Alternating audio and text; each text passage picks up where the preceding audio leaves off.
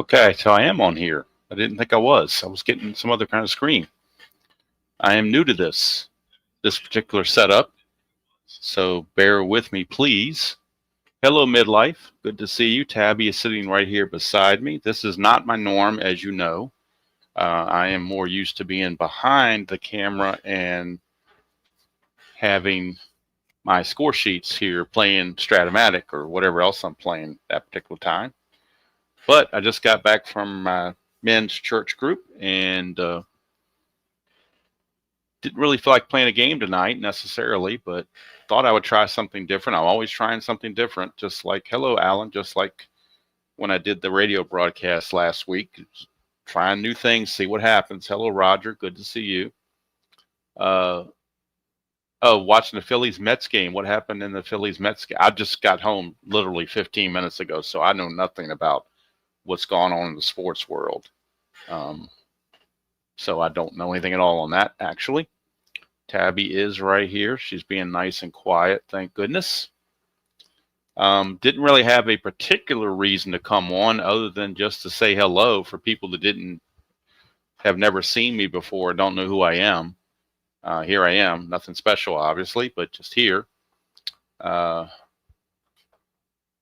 of 10. Wow, that's not too good there, Tim.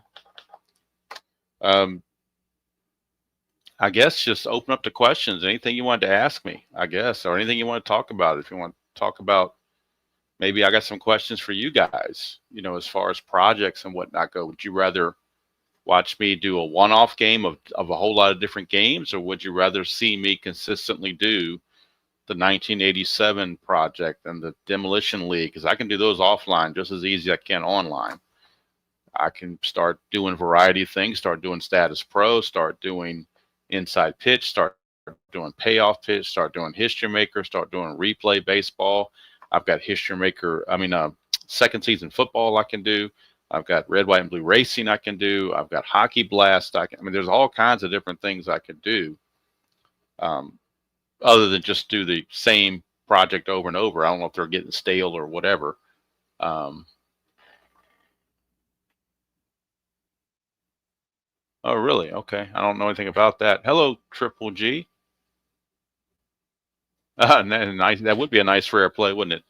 Now I've got the rare plays, but they're all beta, like I say. It's just something I'm fooling around with. Um, don't know if I can get Tabby. Let me see if I can get Tabby on the camera here very briefly. Can we show Tabby? Can I find Tabby? Where's Tabby? Can we see Tabby? I don't know if we can see Tabby. There she is. You can kind of see her. There's Tabby. She's sitting on her perch. That's Tabby. There's Tabby. She's there with me.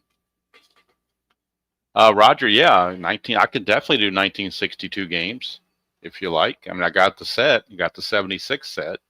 I've got a lot of Strat sets that I've bought and haven't used. I've got 1998. I've got 1920. Those are some of the recent ones. I've got 1947. Where I can list off a laundry list of seasons I have from Stratomatic.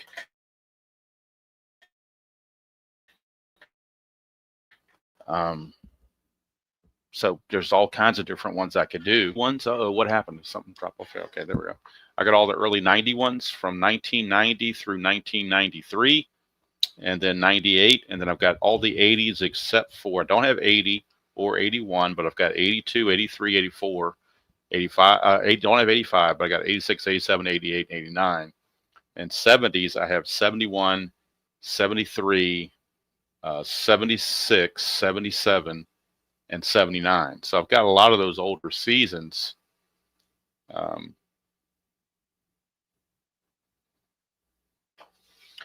You're talking about Pirates of 1962?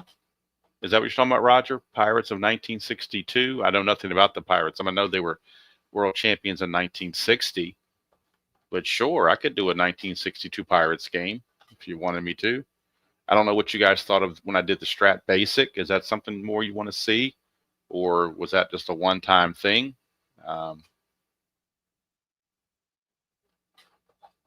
Hello, Robert. Yes, I decided to do something different today. I'm trying to pull out my inner Dave Gardner, but it's not working very well. Tabby is right here with me. And of course, I've got the Stratomatic in the background, the little green screen looking thing or whatever.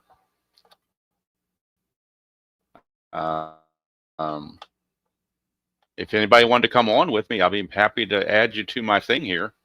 If anybody wanted to come on and chat with me, it's up to you guys. Or you can ask me questions and I'll answer them.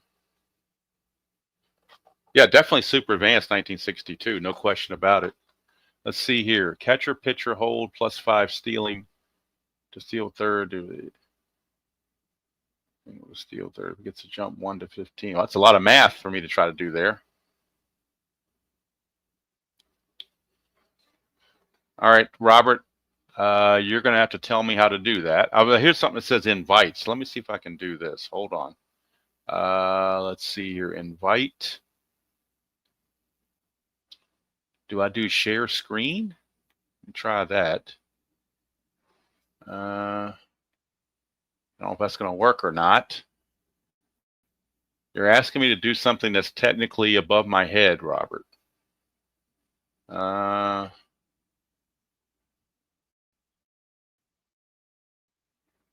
I'm not sure how to send you a screen or how to send you. I know we did our chat that one time, but that was a long time ago. So I'm not really sure.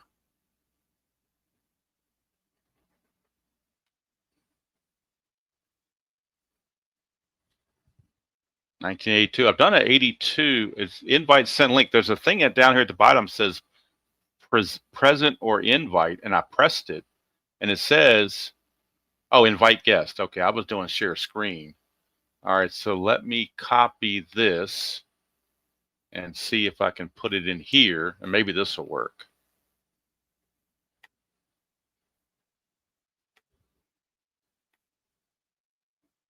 I'm hoping that works, Robert. You can let me know.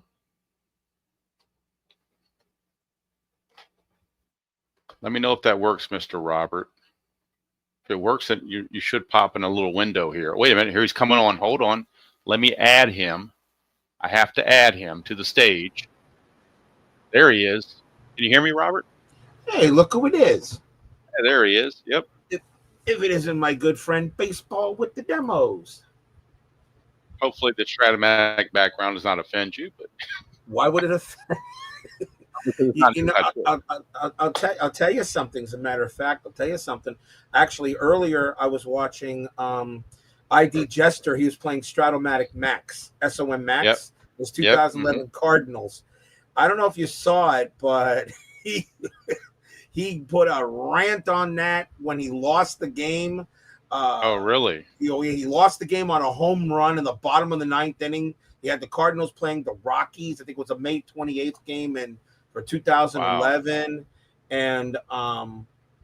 And he lost the game in the bottom of the 9th inning. And boy, did he go on a rant. He said when his subscription runs out for SOM Max, he is not renewing it. Yeah, that's a game that never, or I'll call it a game or whatever, a feature I never really was interested in. I never had an inkling of signing up for that. It's just not for me. If I want to play Stratomatic, I want to have the cards and dice out. I got to have cards and dice. But it was a lot of fun. I helped him out a little bit with it, but the thing about Stratomatic Max, the cards that are used for Stratomatic Max, I believe, are not the same cards that are used for printed. Oh, really? Yes, they're not the same cards, and for obvious reasons, because you know how Strat, is very, Oh, they're afraid somebody's going to copy paste them and steal it or whatever. Exactly. So it is not the same cards. It may be the cards will still act, I guess, up to the way that maybe like diamond gems or something. The way they do diamond gems, something I guess. Like that. They said that the cards would act the same way as a printed card, but it is not the same thing as a printed card. I think the ratings are the same too, but the actual printout of the cards, they are different. So that's what I was That's what I was told. Tabby. There's a good look at Tabby. Get good, you kitty cat. She said, put me down. I'm tired of doing that. So, yeah, that's a good point, Cosmo. It seems like we're not old cat ladies. We're old cat men. Many of us. I love cats too, of course. I love cats. Cats are the best.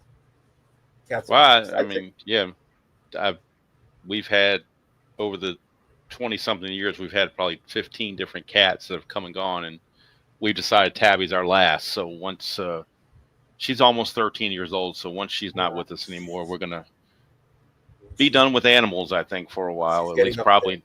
Yeah, she's almost 13, so she's getting up there. She still moves around pretty good, but she doesn't run up the steps the way she used to. She kind of goes slow at a time. So I think she wants to leave now, actually. So let me let her out. Go let out the cat. All right, here you go, Tabby. Come on. Remember, dogs have owners, cats have staff. Yes, so I've got to appease her. But I'm just happy she's up here because when our dog passed away, and the dog used to be up here all the time. Both of them did, and she just. I don't know if the dog left a scent or whatever, but just she wouldn't come in this room for the longest time. So I'm at least happy about that. So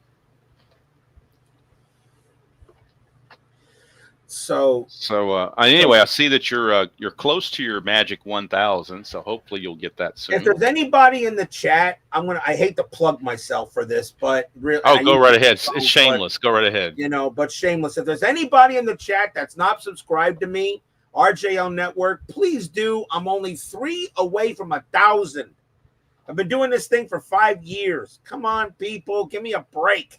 Subscribe to me. Even if you don't watch my stuff, just subscribe. Seems like the last couple are the hardest to get. It seems like. I know. The thing was, they keep on going up and down. At one time, I had 998, then it went 997, 998, 997, 996. I said, come on. Yeah, YouTube thing is kind of weird because I'll see mine and I'll see it one day it'll go down by 2, then up by 1, and then down by 1, and it's just. I mean, I don't even hardly pay attention to it anymore. Come on. Why do so many people hate me? Oh, so if you had enough people subscribe that went to that show up at your selection show, you'd be well over 1,000 by now. I know, that's the thing. I mean, if the selection show, of course, is it's my number 1 show every year. I do 2 of them because for the 2 seasons, and it's the number 1 show. I usually get 30, 40. I think one time I got 50 watching it. So yeah, that's I don't know pretty which good. one that was. If you can get 20 or more in a stream, you're doing really well, I think. Well, in this genre. Exactly. The thing is that I got to the last selection show where the 1999 season was chosen, I really didn't like the way it went. So I'm going to go back to the original way I was doing it, but I'm gonna make another couple more changes to it. There we go. Z Dufferman. Said he thought he was already subscribed to you. See, some people may think there's a couple more. Some people may think they're subscribed, but they're not. So maybe it's a good idea to check and make sure that it shows you subscribed and shows you have the bell. Now I'm at 999. I need one more. There you go. Come on, I can't. One more. YouTube won't let me do it twice, so I can't. I know you can't do it twice. I know. I need one more. Jeez. Come on. Well, since you're here, do you have any questions for me? I do. About retired life or anything else?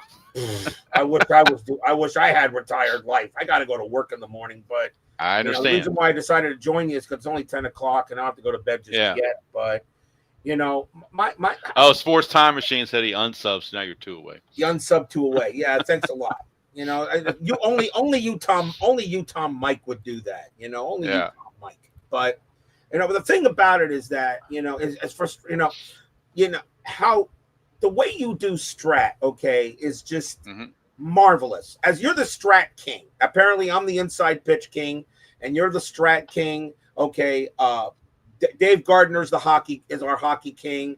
All right, of course he does. Uncle Ron is action PC. I watched Uncle Ron this morning too. I watched Uncle Ron because I had Monday off. So Uncle Ron did a great job this morning. Al, Red Sox fan, just does everything. He's especially Glory Days boxing. Yeah, so he's the boxing king. There's nobody. I thought about doing a Tubi Awards and giving out awards for the best at individual little things or whatever. So because And because of course, after review, Steve Tower is best at doing the fictional Steve play Tower, stuff. the best at History Maker, Yeah. and of course, ID Jester is the war game Yeah. expert. You know, He's also the rant king. Yep, he's also he's the king of rants, no doubt And about it. they got I almost have a tie with Appa. You got Appa Brian and you got Tebow. They're kind of both. Miss Appa Brian. I used to, during the COVID time, during 2020, every morning I was getting a cup of coffee. It was 2020. I wasn't working yet. I put on Appa Brian in the morning. I miss him. I don't see him anymore. I think he stopped. I mean, yeah, I'm not sure what happened. Hello, Ernest. Appa Good to see you. He's the king of Appa. I mean, Yeah. you know, I just. Yeah, Well, Tebow, he's the king of basic Appa, and Tebow's the king of the master. He didn't like the master one. Yeah, Tebow's the king of the master Appa.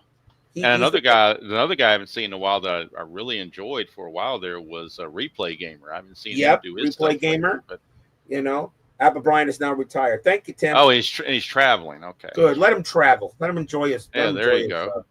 You know, and then of course Tenacious Earl. I still put him on once in a while. He's the king of History Maker Golf. Yep. He's the king of History Maker Golf. I tried to do it. I tried to do History Maker Golf. Took way too long to play. I said, nah, I'm going to leave it. I'm going to let Tenacious Earl have his History Maker Golf. I'm still thinking about getting that game, but I'm on the fence. It's excellent. History Maker Golf is terrific. That's where my stadium groans and stadium cheers comes from. Okay, from the gallery. But it's terrific. But the problem is it just took 3 hours to play every time. I said no. And the other thing I'm worried about too, by being cheap like I am, is I'm afraid I'm gonna get into it, like it, and then you're talking ching, buying all these courses and this course sets they have. It's a terrific. Because I'm gonna want to get every course so I can make a full season tournament. I have all the courses. I have all kinds of money. So I haven't taken it out in so long. It's in my storage. I love the game. I thought it was great. The thing also is that Tenacious Earl is very good with electronics and putting the score sheets and things on the screen. I do mine by hand, and I just couldn't get it to work. And I said, you know what? I'm not going to take his thunder. Let him do History Maker Golf. He's the expert on it. I just decided no. And then, of course, watching you. I mean, you and what is it? And the other Earl. Tabletop. He hasn't Tabletop Sports. He's retired too. So watching him as well. He's the one that got me started. I used to watch him before I started. He's the one that encouraged me to start. It's amazing how many people I was watching before I decided to do this crazy stuff. I mean, I started with Payoff Pitch, which I loved. Payoff Pitch, I loved it. I thought it was a lot of fun to play. I thought I got all the seasons that Joe Bryan had. But then when I started watching you play Inside Pitch, and then I go back to Payoff Pitch, and I'm saying, you know what? Something is missing from Payoff Pitch. There's just I totally agree with you. There's something missing. And it's like a oxymoron, or it should be good, but it should be great, but it's just good to me. Right. It should be great. Inside Pitch is great to me. Inside Pitch is great. I can't, even when I went to Fall Classic in the 83, and I kind of unfortunately, as much as I have nothing against Fall Classic, I love the game. I still have it. Speaking of Fall Classic, you're talking about Tony. I mean, he's the Fall Tony Classic Porter, guru. Of course. He's the Fall Classic guru, as well as also the Field Day Baseball guru. Yep. And of course, and Triple Play and many other games. And no, not Triple Play. Deep Drive. Deep Drive is a favorite of his. Okay. I can't, I tried doing some Fall Classic. I love the game. But when I got done with the 83 season with Fall Classic, I said to myself, you know what? I feel like I took something away from the replay a little bit. And I said, you know what? I'm not going to do that for 1999. 1999 has been straight IP no matter what. And Chris Davis has done, a heck of a job with the Inside Pitch Advanced. Have you downloaded the beta for that yet? I have not. No. You need to just download download it. Take the cards. You don't need to put them on cardboard. Put them on regular paper. Cut them. Play a game, try it. You remember I got my demo games. Craig Scarborough is putting out demo games for IPA. He's doing a heck of a job right now. I decided to hold off a little bit, let him have his fun with it. Okay, Yeah. It's inside pitch to a higher degree. Mm-hmm. There are still, and now of course I know how you are with your splits. I know you hate the cook, and Chris. The cards just look very busy to me with that 8x8 They are grid. busier, but believe it or not, they're easy. They're easy once you get the hang of it. They're actually very easy to. They're easier than you think to read. He goes by an 8x8 instead of a 6x6. So now instead of 36, okay, he now has 64 that he can now work with on the board. He has a lot more room now, a lot more space to put what he wants on there. There's no more Special K. That's gone. Oh, that's gone now. Okay. Yes, Special K is gone. He has a different kind of thing, but it rarely is used. Okay, but there's no more Special K. All right, I'll give you some of the differences. First of all, Okay. yes, there are still the cookie cutters, even though I'm fighting with him to not do it, but the threshold has been lowered. So instead of doing, I think it was 50 and then 40, I think he's now going down to 20. So now I can live with that. 20 at bats. I think right now, if it's a 20 at bat card, all right, it will probably be a cookie cutter, but anything higher than that, he should go ahead and not make it a cookie cutter. So, and not remember and when I say cookie cutter right now, somewhere Chris right now is cursing me because he hates those two words. Yeah. But that is one of the differences. Okay. Because he raised the threshold. All right. Of the cards. That's the first thing. Second. All right. You now have the ability, one of the there are a couple of optional rules. All right. But I would recommend him using them. Now, second big difference. On a range play, it's a possibility a pitcher could prevent a range play if it comes up. Now, if on a pitcher's card, you have what is possible on we have a thing called an RP12 or RP11. This was Chris's idea that some pitchers usually had good defense behind them. And if they usually did, their range play threshold is going to be lower. So it's possible a range play could come up, but the pitcher could say it's not a range play. Now it could go both ways. So if it's not a range play, when you go to the batter card, okay, the batter result could become a range play. It could be an out, and then it becomes a hit. But if it's not a range play, the hit stays a hit. It could have been turned into an out. All right, there's a difference, but the pitcher has control over that, has a little control over it. Okay, for range plays. Another big difference is home runs. The pitcher can take away certain home runs depending if there's runners on base or if there's runners not on base. So if a pitcher is good with runners with bases empty, he may lower the home run rating of the batter. Okay, if he's not as good with bases empty, but better with bases with runners on base, he may raise the home run ability of the batter. That gives the pitcher a little bit more control over that. It sounds gimmicky. It's not. It actually, according to Chris, utilizing the new software Raider that he's using, he finds out that if a pitcher was good stopping home runs, depending if he had runners on base or not, that pitcher will now be able to do that. And remember, there were always pitchers that were good with runners in scoring position. Throughout the whole history, okay, you have, pitchers that had maybe runners at first and second, okay, and they could prevent a hit. So now that's another thing he added, non-runners in scoring position and runners in scoring position. If you want to call it kind of like his version of the Stratomatic clutch thing, where the clutch, where the batter, if the runner scoring position, the batter can go ahead and hit it and get a base hit instead of an out. Yep. In a way, he kind of did this also, but the pitcher is in control of that, not the batter. So in this case, it's possible if there's runners in scoring position, all right, and it's a hit for the batter, you would then check the pitcher's result with a rating that he has up top for pitchers with runners in scoring position. If you roll under that rating, the pitcher turns that hit into an out. Oh, cool. If you roll over the rating, it stays a hit. Now, of course, you could have now it can be reversed. If the if the batter is not very good with runners in scoring position, has like an automatic out with an R. Mhm. Okay. And the pitcher, and it comes up and you roll that, the pitcher, okay, may turn that out into a hit. All right. So the pitcher has control of that. And of course, what if there's not runners in scoring position? See, he's done both. It's optional, but you have to really, I don't know if you've ever watched any of the demos yet. You need to see this and see it in action. I've watched it off and on, but but you can see runners in scoring position and non-runners in scoring positions. Another optional rule. You can rob a home run depending on where the ball is hit and where the ballpark is at. So you can go ahead and rob a home run. Now, nobody is jumping 20 feet in the air to take a home run away at Fenway Park in front of the Green Monster. That's not happening unless you're Superman. But you can now rob a home run depending on the ballpark, the range play of the fielder, and of course where it's hit. So you can now rob home runs. That's another thing you can do. Traded players. This was separate teams.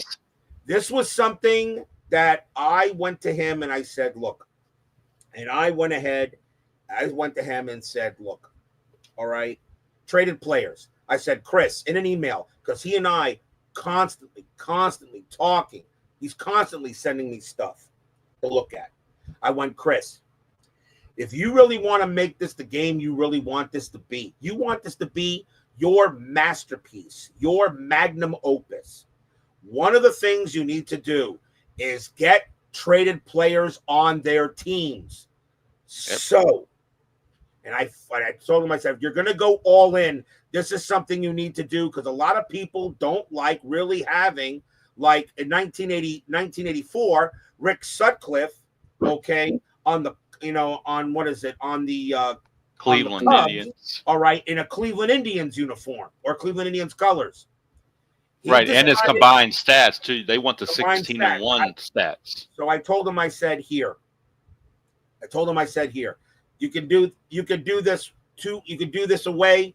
Just create, if there's a traded player, go through each season, because you're going to have time. Go through each season, all right, and look at the traded players, find out their teams, and either A, make a printed player for that card on the other team as well, or if you want, make them a fringe player. That'll be fine too. As long as put them in the PDF, that's fine. The PDF will be fine. He decided to go even further. So he said, you know what, Robert, you're right. So here's what we're going to do. If the player had a major difference with the other teams he was on, I will card that player in the printed set. So like Rick Sutcliffe in 1984, Rick Sutcliffe on the Indians. Major difference. Was horrible. Rick Sutcliffe on the Cubs was amazing. Cy Young. Okay, he was Cy Young. So he said, what I will do is, if there's a major, now what I'm saying there, Justin, I don't know. I think he's going by a certain threshold for ERA for pitchers and at average for batters. Okay. He's still working out the kinks. But if there's a major difference, he will card that player for every team. If there's not a major difference, if the player really didn't do that much difference on the other team, he will put that play, the extra player, the same player in the PDF. Okay, so that you'll have him in the different colors. So when you play 1984, you're going to have Rick Sutcliffe as a Cub. You're also going to have him as an Indian, and that goes now for all the remaining seasons. So now there's no longer hunting for players that's supposed to be on your team if you're playing as played. But oh wait, I don't have the card. Yes, you do. You just got to go to the team he used to be on or the team he will be on later. So he's going to do that. He says he'll do it. He'll go ahead and make the traded players. Another thing, no pitcher batting cards individual. So what there is now is he is doing it to a point where the pitchers will now be using batting cards, generic batting cards, kind of like Stratomatic does. Okay. Which I know you don't have a problem with, because Stratomatic uses generic pitcher cards, okay, for hitting. All right.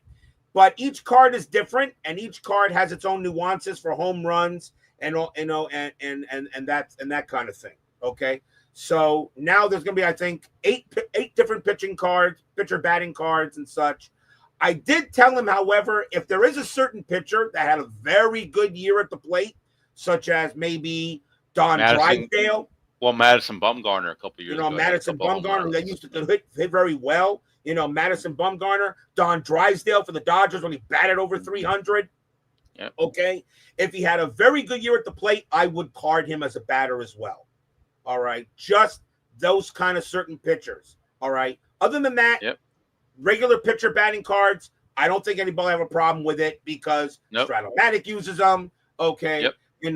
Payoff pitch uses them. I don't think anybody will have a problem with it. Okay. Season ticket uses them. So, generic pitcher batting cards will be fine. I don't think anybody has an issue with it. I think that'll be good. Okay. Another thing, base running is streamlined. No more calculations. I saw you didn't have your little cheat sheet anymore. Well, that's because I didn't need it. Now, this is the cheat sheet I'm actually using for regular inside pitch, but that's something that I asked them to create real quick. But you didn't have your dry eraser stuff like you used to have. So. Right. I don't need them. All right. Here's the charts for inside pitch advanced. Yeah, they look difficult. Believe it or not, they're even easier than you ever think they are. Instead of now having to do, okay, it's hit the left field, -2 +1 arm. No. All you do now is you roll a set of dice, and the dice will tell you exactly what happens. Each chart takes everything into effect of that of the game. The base runner, the base running rating of the batter, the arm rating of the outfielder, and where the ball was hit to, and whether there'll be a play or not. And now Inside Pitch Advanced, okay, has 4 ratings now for outfielders. Okay, range, error rating, arm rating, which is for holding runners, and an assist rating, which is throwing them out. Okay. And it is so much easier. All right. Like I said, it's so much easier right now. Roll the dice, check the chart, done. That's it. Double plays are simplified a little bit. There are no more pivot ratings. Pivot ratings are gone. All right. Pivot ratings are gone. For the double play, if a grounder comes up, just check the D20 that's used. See if the pitcher modifies it where the ball is hit to. Add it to the die. Check the batter card, and you find out it's either going to be a fielder's choice, or the batter makes it, and the batter is out, and the runner goes, or it's a double play. Okay. What about rare plays? Rare plays. He also has rare plays is still pretty much the same. Although I gotta talk to him about the rare play chart. Some of the things he has, like same as this, I don't like. I really think he needs to write it out. I'll have to get with him on that. But the rare plays, pretty much the same. But he added more. All right, but he added more rare plays. So there's a few more to deal with. All right, because in rare plays now in regular inside pitch, you have at the park and range play at the park. He doesn't have that anymore. It's just men on and bases empty. And he can probably add some more. And he made room where he can actually add some more in the future if he wants to. Okay. For rare play chart.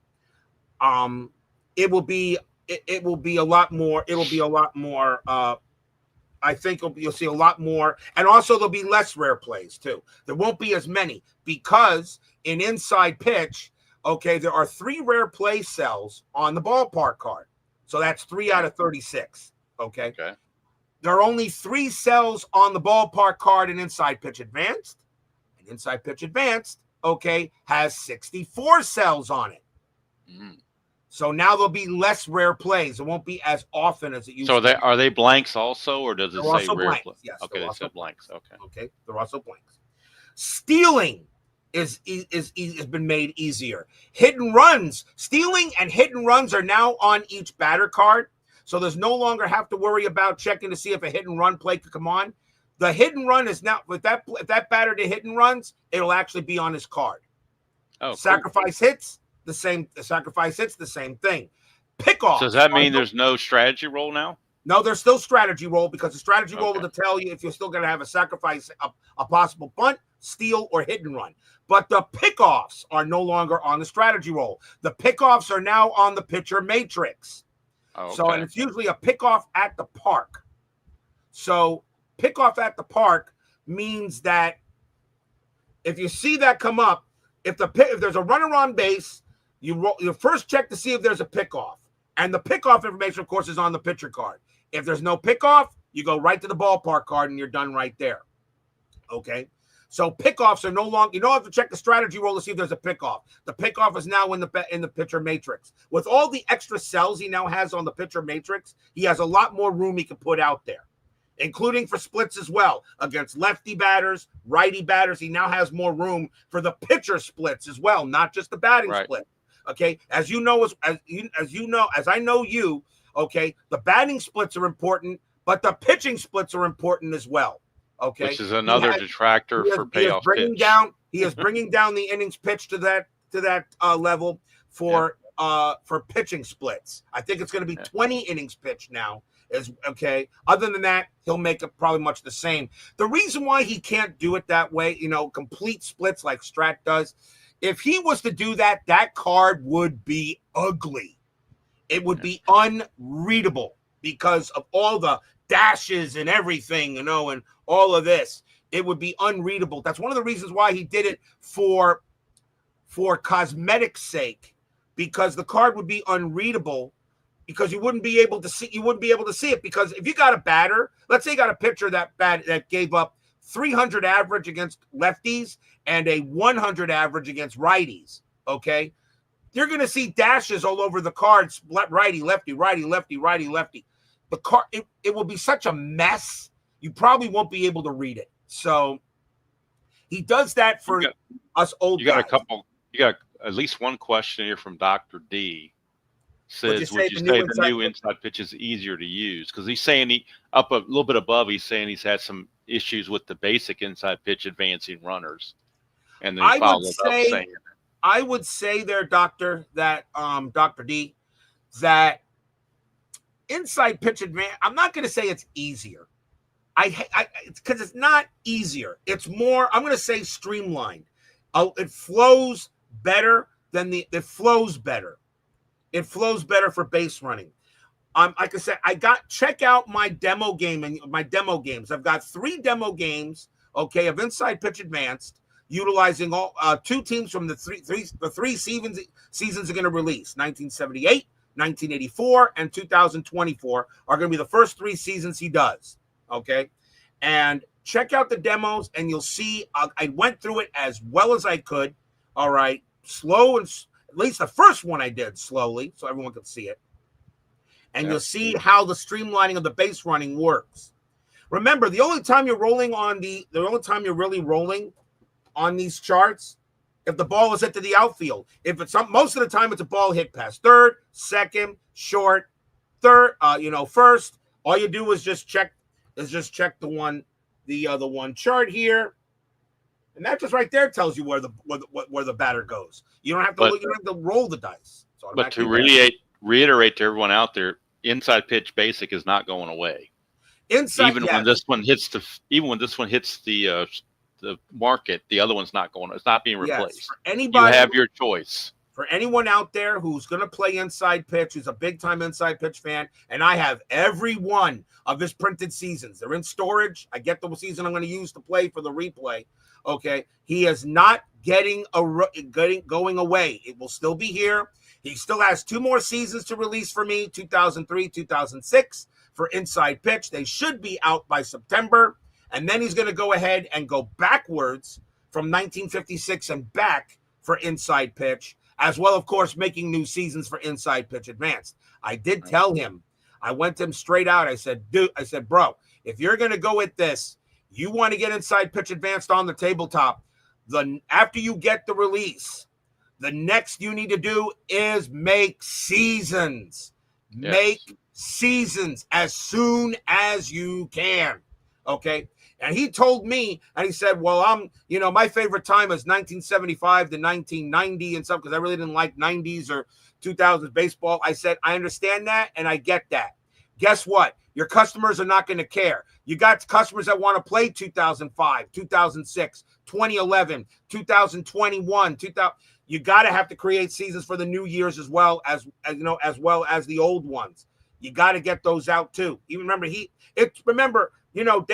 it took me a whole lot of pushing to get him to make the seasons to fill the holes he had. Remember when I first started this? How many holes did he have in his inventory? We had a bunch He of was them. missing seasons from the 80s. Particularly 2000s is where he was really missing was seasons short. from the 90s. He was missing seasons from the 2000s. I told him, I said, Chris, you got to get these seasons made. All right. There are people that want to play these years. Not everybody wants to play Tom Seaver, Sandy Koufax, Don Drysdale, Roberto Clemente. Not Some people everybody want to wants play to play Derek those guys. Jeter, and some people want to play Derek Jeter. Jeter. Some people want to play Albert Pujols. They want to play Shohei Ohtani. They want to play Mike Trout. They want to play these guys. Okay, not everybody's a Koufax fan, not because they don't like him, but because they didn't see him play. Yep. You got a lot. That's the thing. As Justin Lugwood says, you got to fit out the 90s and 2000s of the younger guys. That's what I told him. I mean, I never saw Koufax pitch. I wasn't born until 1969. So I never saw him pitch. When I saw Seaver pitching, I saw him, in my later years, but that, 76. I mean, he was already on the Reds when I was really beginning to grow up in the 78, 79, and 80. I never saw him. I only saw him a couple of times as a Met. All right. I mean, Seaver, Dwight, my favorite all-time Met is Dwight Gooden. I loved watching him pitch. He was fun. And he would have been a Hall of Famer if he would have been a Hall of Famer. Him and Darryl would have been up. Hall of Famers. It wasn't for the crap. But but still, that's how that's. And Cosmo is paying you a nice compliment. Well, thank you there, Cosmo. RJL, I'll borrow your words and read them back to you. It's not that he's passionate, Cosmo. It's that he has no life. That's his own words. Look, I here I am rolling dice and moving cards on a board. Okay, I got no life. But then again, you guys are watching me do this. So what does that say about us? Don't you guys have a family or something? Isn't there a good book for you guys to read? You want to watch me roll dice and move cards on a board? You guys are the ones that really got no life. And then again, I'm watching you guys. I'm watching Dave do it. I'm watching Al Red Sox fan do it. I'm saying, geez, I say, dang, I got no life. Jeez. That was the first thing when I was starting this whole thing 10 years ago. I was like, why am I want to do this? Nobody's going to sit down and watch me roll dice and play Stratomatic. And then that's what I thought. I mean, the funny thing is that during the COVID, and according to Sports Time Machine, Sports Time Machine says you have it unless somebody unsubs it at the last minute. Yep, 1K. I finally made it. As long as he doesn't go in, as long as Mike doesn't go in and unsub, but you had $9.99. 1,000. I finally made it. Thanks, guys. The thing is that when I was already doing a few things, I did some Action PC baseball uploads before I started doing the cards and dice crap. I did some, a whole bunch of stuff for, what do you call it? Action PC baseball, football too. And then one day, then COVID hit and I was out of work for a while. So I decided to go ahead and type Stratomatic baseball. Just to see, because I knew that was the game I was playing. I didn't know anything about, because Inside Pitch to me didn't exist yet. Neither did Payoff, whatever. You either had APA or Stratomatic. That was APA. I knew about APA, but Stratomatic I knew better than APA. Plus, I like Stratomatic better than APA. Yeah. But I typed it in, and coming in there was Al Red Sox fan. So I see Al Red Sox, and I see live. I said Al Red Sox fan playing a game. I think it was the Dodgers and some other team, maybe the Dodgers and the Red Sox. I don't know what it was, but Sandy Koufax pitching. I said, "What's this?" So I go ahead and click, and here I am watching him. And at that time, Al Red Sox fan still had his board upside down. All right. That's okay. Upside down, and we're watching him and rolling dice. I'm saying, this guy is rolling dice.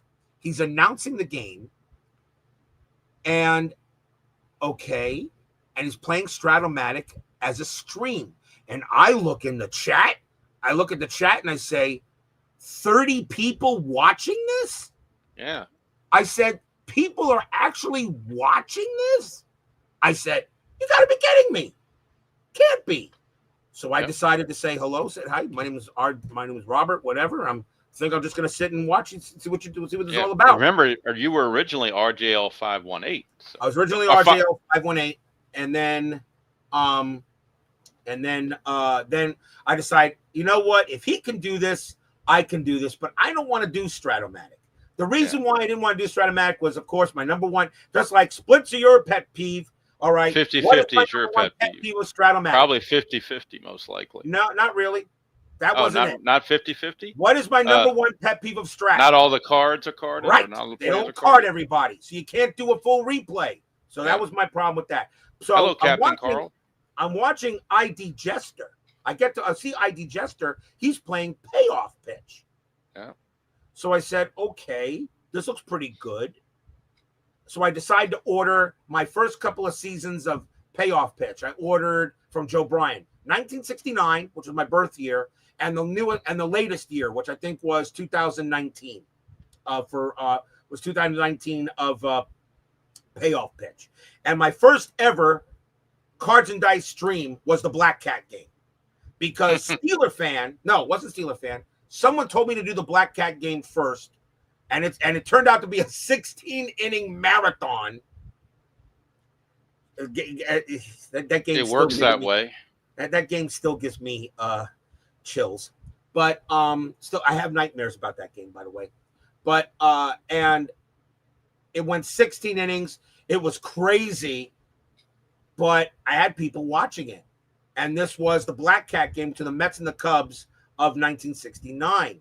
And then I did a series called the Runner-Up Series. I did in 1969. I did the 69 Runner-Up Series with the two teams that did not make it to the World Series. That were like, Minnesota and Atlanta, something like that. They played a series, Minnesota and the Braves, instead of the Mets and the Orioles, something like for 69. I did the same thing for the 2019 season too. I think it was the Yankees and something.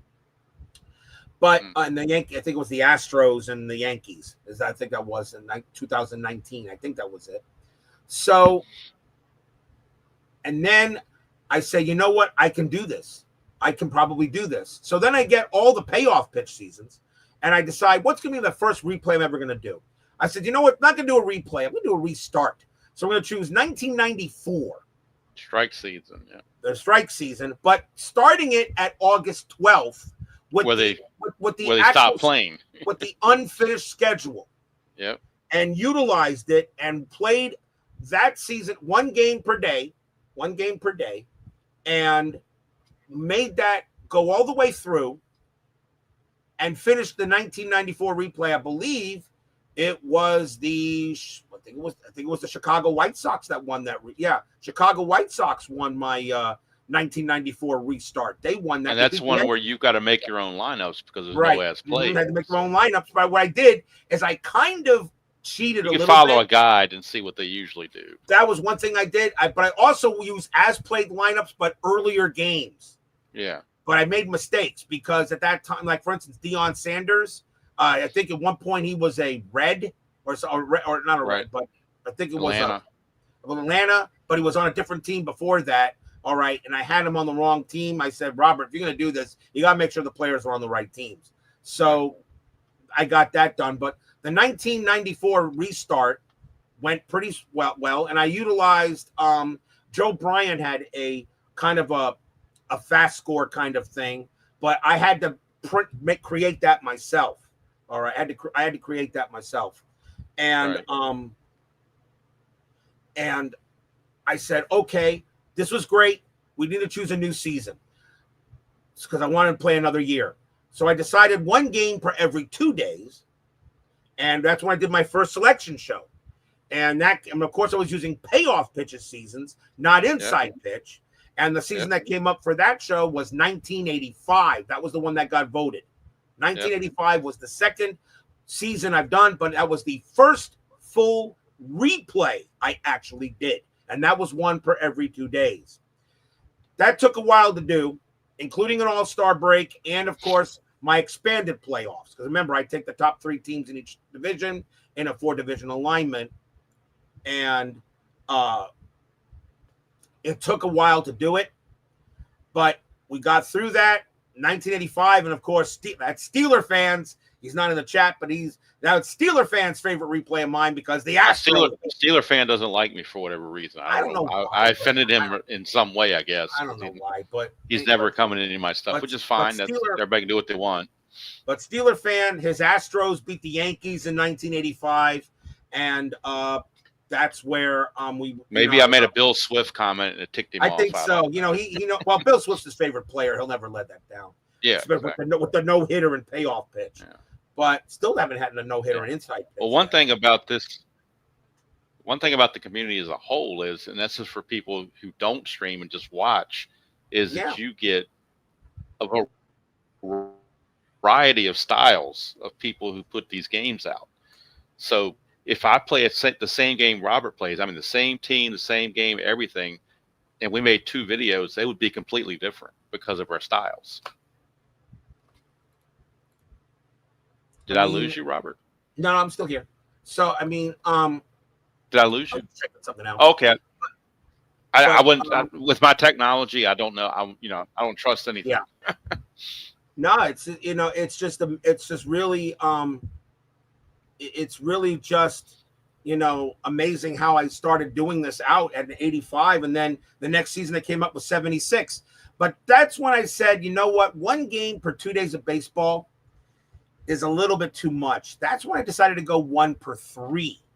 And I think that is a good medium. 1 per 3 was good. I get an average of 60 to 70 regular season games. Okay.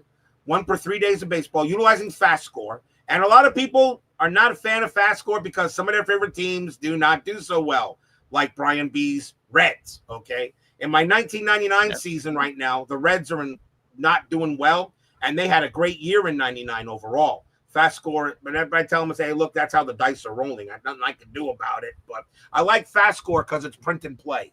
Just print, roll, done. And I can also, and I also use it to help me choose the next games I want to do. Then 76 did that, and then I think after 76, well, like I think it was I think 61 was next. I'm not sure, but either way. But still, I was watching it. But besides that, though, the thing is, I went to inside pitch after watching you. I went to inside pitch because as I said, remember I told you there was something missing from payoff pitch. It's great. Payoff pitch is awesome. I'm not going to knock the game. It's awesome. It's great. It flows very nicely. But there was just something missing. And I was watching you play inside pitch. And then ID Jester gives it a top rating. And I said, I need to try this game out. So I ordered the first seasons. I decided to go all the way up. I start with 1956, which was the first season he had. I ordered that and tried it out. And boy, it took me a long while to get that base running down. If everybody... But one thing about inside pitch that I like, and it may be a weird reason to like it, but to me, the team colors just stand out more than any other game. It is the only game, although Season Ticket, though, has the team colors on it. But but not as vibrant and not as vibrant. But Inside Pitch is the only game where actually the team colors. That's where the team colors really stand out. Okay, that's the one thing about That's why the All-Star game looks so good. All-Star game, that's why I can't see. The All-Star game should always be played with Inside Pitch because that's just the most colorful way to do it. But but I was watching you play it, and I'm seeing how the game is flowing, and I said, I think I see what I'm missing. All right, I saw what I was missing watching you. Okay, you're the one that got me into Inside Pitch, believe it or not, and that's when I started playing it, and then started collecting the seasons, and that's when I started I was doing some one and gones. I was doing just one-off years. And I said, you know what? While I was doing the 1985 payoff pitch season is when I cut it off and then went from payoff pitch to inside pitch in that same year. And Yep. because I think I finally got the base running down. I said, okay, I think I got this. I think I can do this, and no problem. And then when I created the idea for the helper card to help me for hits to the outfield and whatever, then it really started to flow. Yep. And the rest is history. Then I started getting I started emailing back and forth Chris, who of course is the creator of Inside Pitch. I emailed Brian Davis, who's the creator of Fast Score, and by the way, he has his own website now. For anybody who wants to try Fast Score baseball as your 10-minute ticker, so forth. All right, he has his own website, and that's in my comments. To order Fast Score baseball. If he doesn't have a season you want to play, email him. He'll create it. He'll create it. He can create any season. He has the information. He can create any seasons. He has from 1955 onward, 1950 onward, including some older seasons, but he can create any year. He told me, he said, Robert, if there's a season I don't have, and you're going to play that year, tell me. I'll make it for you. All right. No problem. Brian Davis, not related to Chris Davis, but I'm good with both of those guys. Sean has a question here that I don't know if you have an exact answer for that question or not, because I don't know if you can pinpoint it. Inside Pitch and made you a convert? I don't know if it's just one thing. It's probably just there was the whole some package. There was excitement was the word you used. Excitement. Is Inside Pitch the best tabletop game on earth? No, of course not, because some people have issues maybe with the accuracy or the ratings or whatever, but the ratings are still pretty good. Sometimes I get very accurate games, okay, that are very close to the actual score and whatever. Okay, it's excitement, Sean. All right. There was something about, some people just like to roll once and that's it. Okay. There's something about that second roll that's more exciting. It's a roll one. 66 home run. Roll once. Snake Eyes, home run. This is Appa. Okay. Roll it. 66 home run. 66 home run. Blech. Boring. The thing about Inside Pitch is that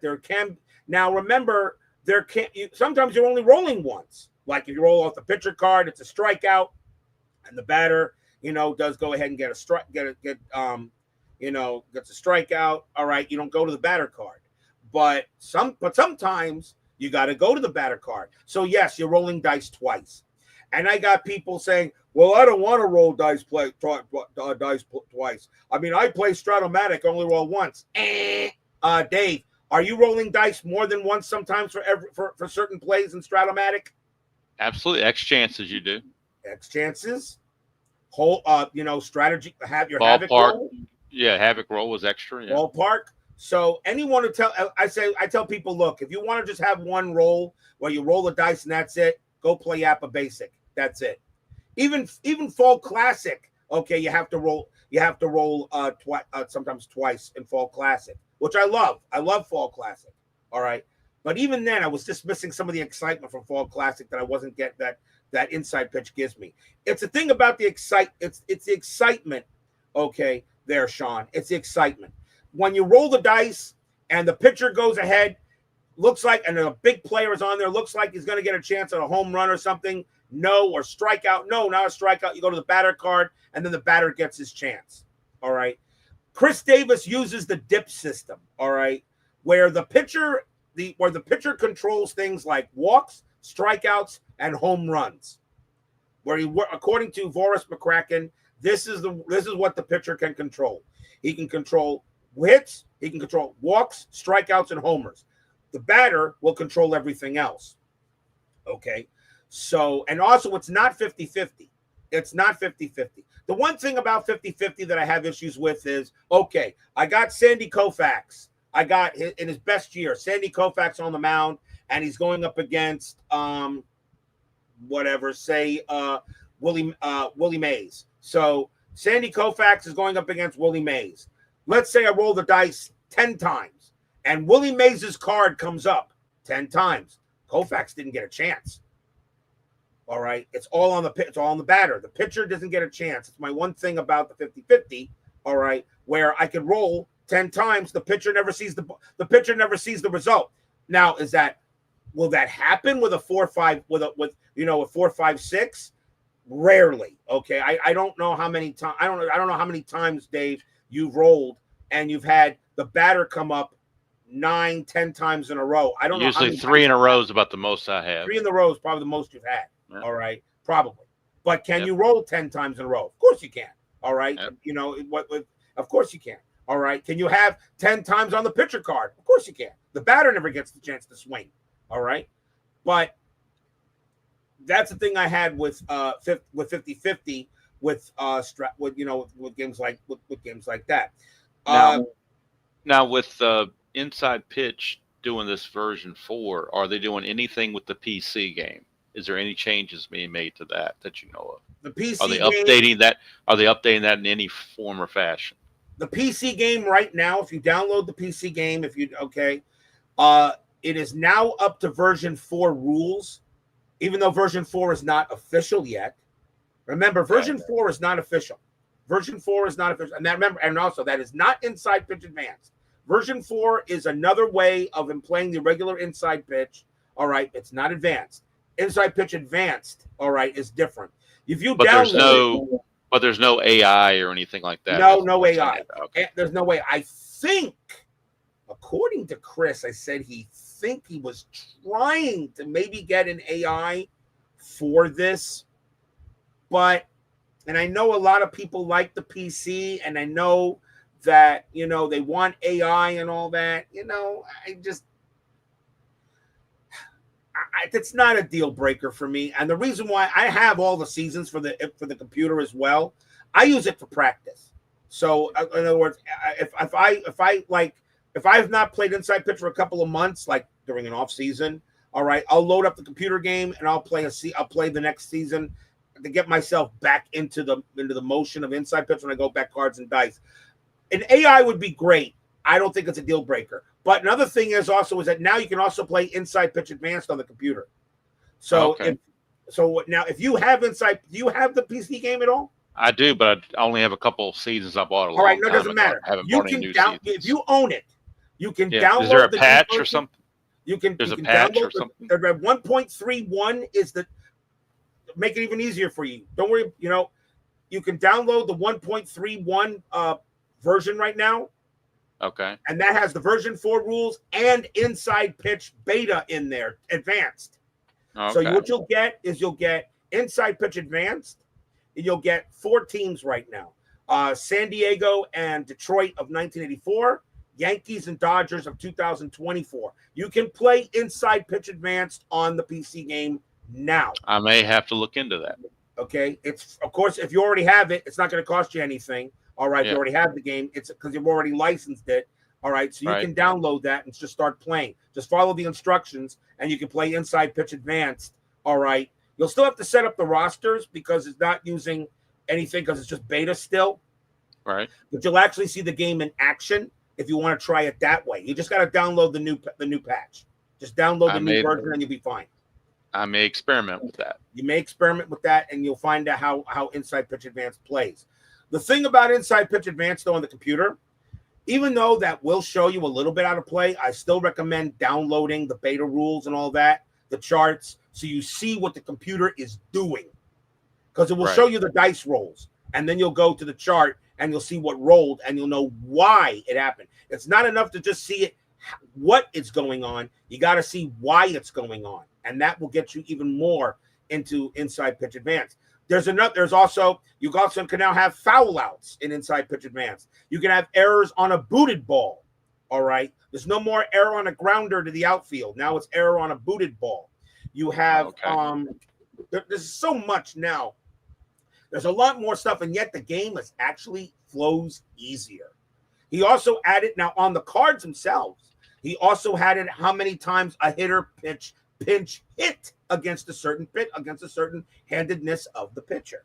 So that's on the card. You're saying on the card underneath in a section of the ratings of the batter, you'll see maybe Jack Morris, Kirk Gibson, of the Tigers, and against lefty, you may see in parentheses and small print, but he got it on there where he pinch hit 3 times against lefties and 6 times against righties.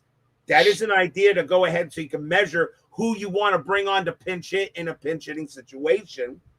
Okay, like how many, like if a batter usually pinch hit more than others, that'll help you make a decision what you want to do. He's also trying to add pitcher innings. So what he's trying to do, which I'm not 100% sure on it, but on the pitcher card, he'll actually show a pitcher what inning that pitcher may have entered in. So if it's a starter, okay, he was a starter, and he's going to, of course, start the game. But on a certain pitcher, you may see, okay, he may have a rating where, okay, he entered in the fifth inning, like the first of 5 innings, maybe 1 time, sixth inning 6 and 7, maybe 4 times, 8th inning 8 times, 9th inning closer 20 times. That's another thing he's trying to add on it. He's also putting the age of the players on the cards too. A lot of people were asking for ages, how old the player is. I never really thought about that, or never really cared about that.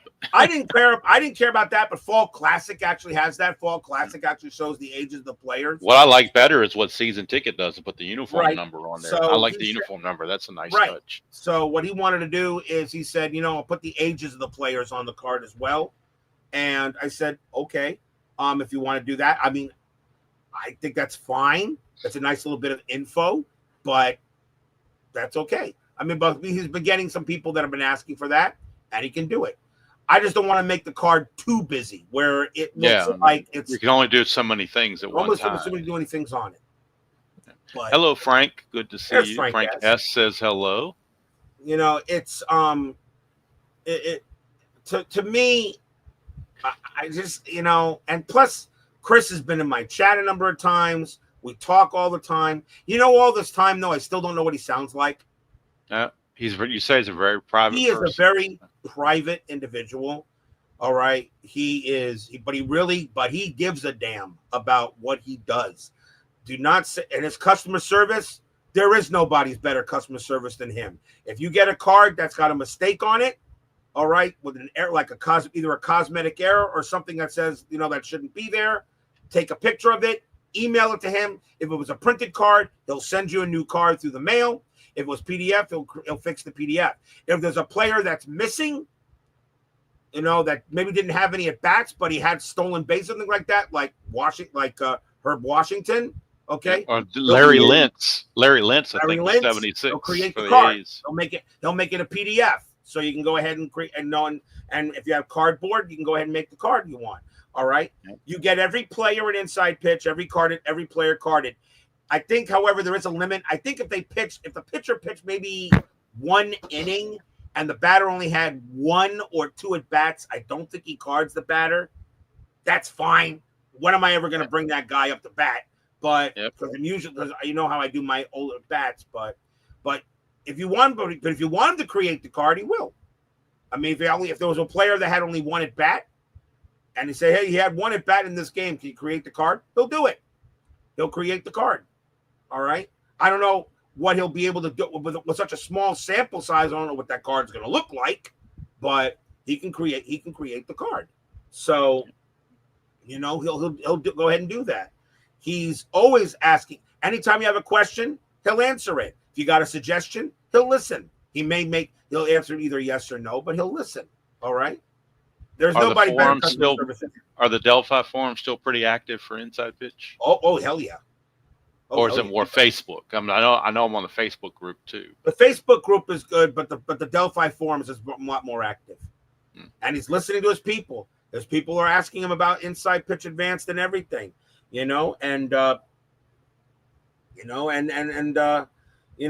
It's just making it a lot more streamlined. Yeah, like I said, Dr. D, he has streamlined it now. You don't have to worry about making calculations on hits to the outfield. It's now all chart driven. Same thing with flyouts too. Flyouts are the same thing, also chart driven. The only thing you're doing calculations on right now is if the infield is in and double play, but that's it. And the double play, the calculations, you don't have to think about it. It's on the cards. So as I said there, Dave, you need to watch the demo and see how it works. Watch my demos. Download the rules. They're free. Just download them. Print them on regular paper. Who says you got to use cardboard? Print them on paper. Cut them. Put them on the board. See what you think. You know, what do you got to lose? Just a few sheets of paper, and you're fine. Just do that. The rule book, if you want to download that, if you want to print that out too, you can. But you know, it's okay to have it on, on the screen if you want. All right, because you're going to use cards. You're going to use your cards and dice, and you're using D8s instead of D6s. And why is that important? Well, D8s don't jump out of the dice tower. That's true. I think I rolled 3 games with the D8 dice. Not one D8 ever dropped out because D8s are lighter than D6s. D6s are heavier than D8s. I never had a D8 jump out of the dice tower. D6s, come on there, Dave. You and I, we have sewer dice all day long. I have at least a couple times sewer dice all the time. So, and Frank, the reason why I ordered Stratomatic that one time I did a few weeks ago is because they had free shipping. That's the only reason I ordered. That's the only time I ordered Stratomatic is when they had free shipping. Of course, you got to spend like $150 to get it, but you know. Stratomatic. Even Tony Porter at Cards and Dice, and he knows his stuff. But Stratomatic, he always likes to say it's still a Cold Wars game, which it was because it was made back in the 60s, along with APA. I like Stratomatic though better than APA because Stratomatic does have some nuances that I do like that I do wish Inside Pitch had.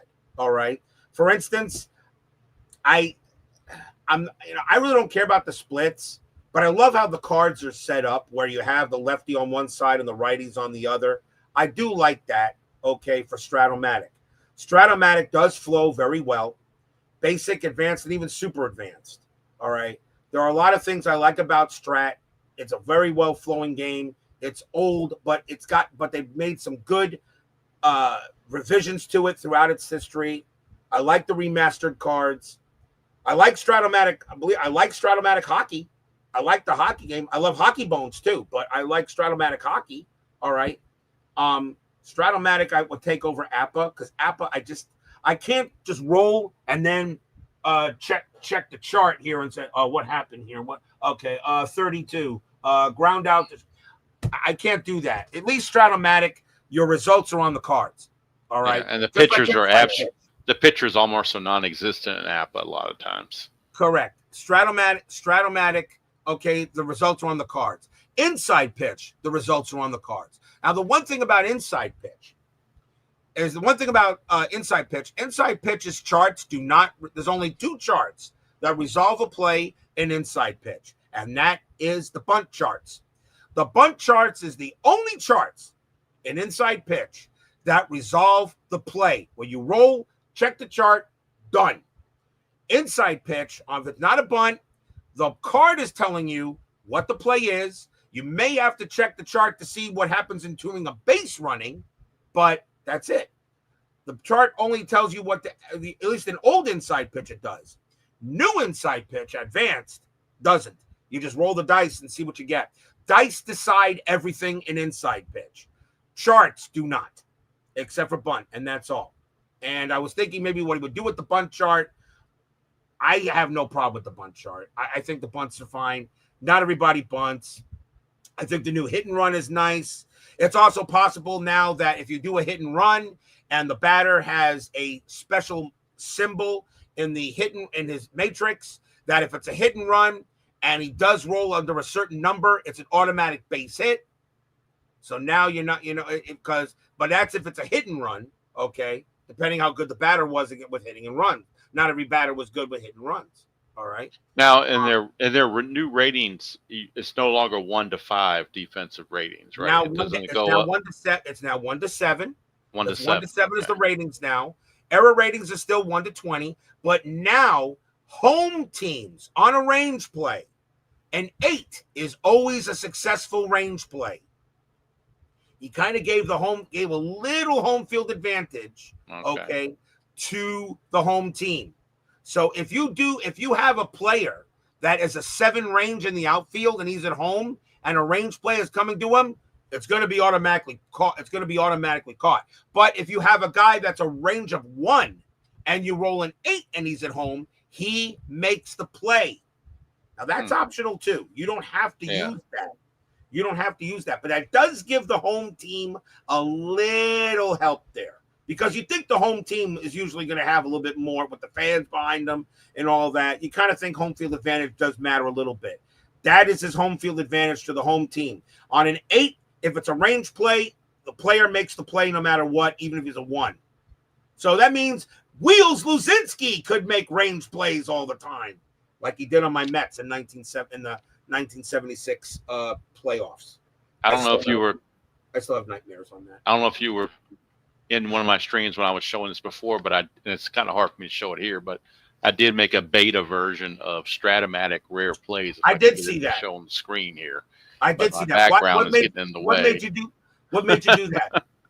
Because the Stratomatic rare plays are just junk. Now, they don't come up very often, but I mean, a rare play where a guy hits a ground ball and it hits off the pitcher's mound and goes to the fielder, that's not very rare to me. I call them the not so rare plays. And so when the beta version I made, I put home field advantage in there. I said a home fielder will do this where a visitor won't. Or, like there's one play where I had in there where a guy doubles, but he misses first base as he's rounding and going to second. A 1-rated first baseman, 1 or 2 rated first baseman notice it and alert the umpire, and they call him out. A 3, 4, 5 first baseman don't get it, and so the guy sticks with the double because the first baseman was not good enough to notice it. So I'm just trying to, do weird stuff like that. Hello, D. Scott. Good to see you. The Goat Whisperer. Is that what he is? The goat? I never heard him called the Goat Whisperer. Yes. Oh, okay, I didn't know that. I always call him. Interesting. Well, actually, I can't take that credit, though. That actually was Al Red Sox fan who started calling him first. Oh, okay. I didn't know that. Al Red Sox fan. And of course, everybody likes the friendly rivalry you and I have, with the managing and all that stuff. Yeah. And that other channel talk. The other channel talking. Yep. Always got to remember, guys, my channel, you just don't see managing like this, okay, on that channel with the fluffy cat. The fluffy cat, that's right. But I can't beat the fluffy cat. The fluffy cat trumps me all the time. I can't beat Tabby. Tabby is the best.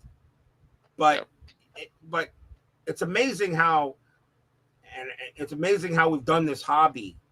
I've now been doing it for 5 years. I think I started in 2020. Now I'm 5 years into this hobby.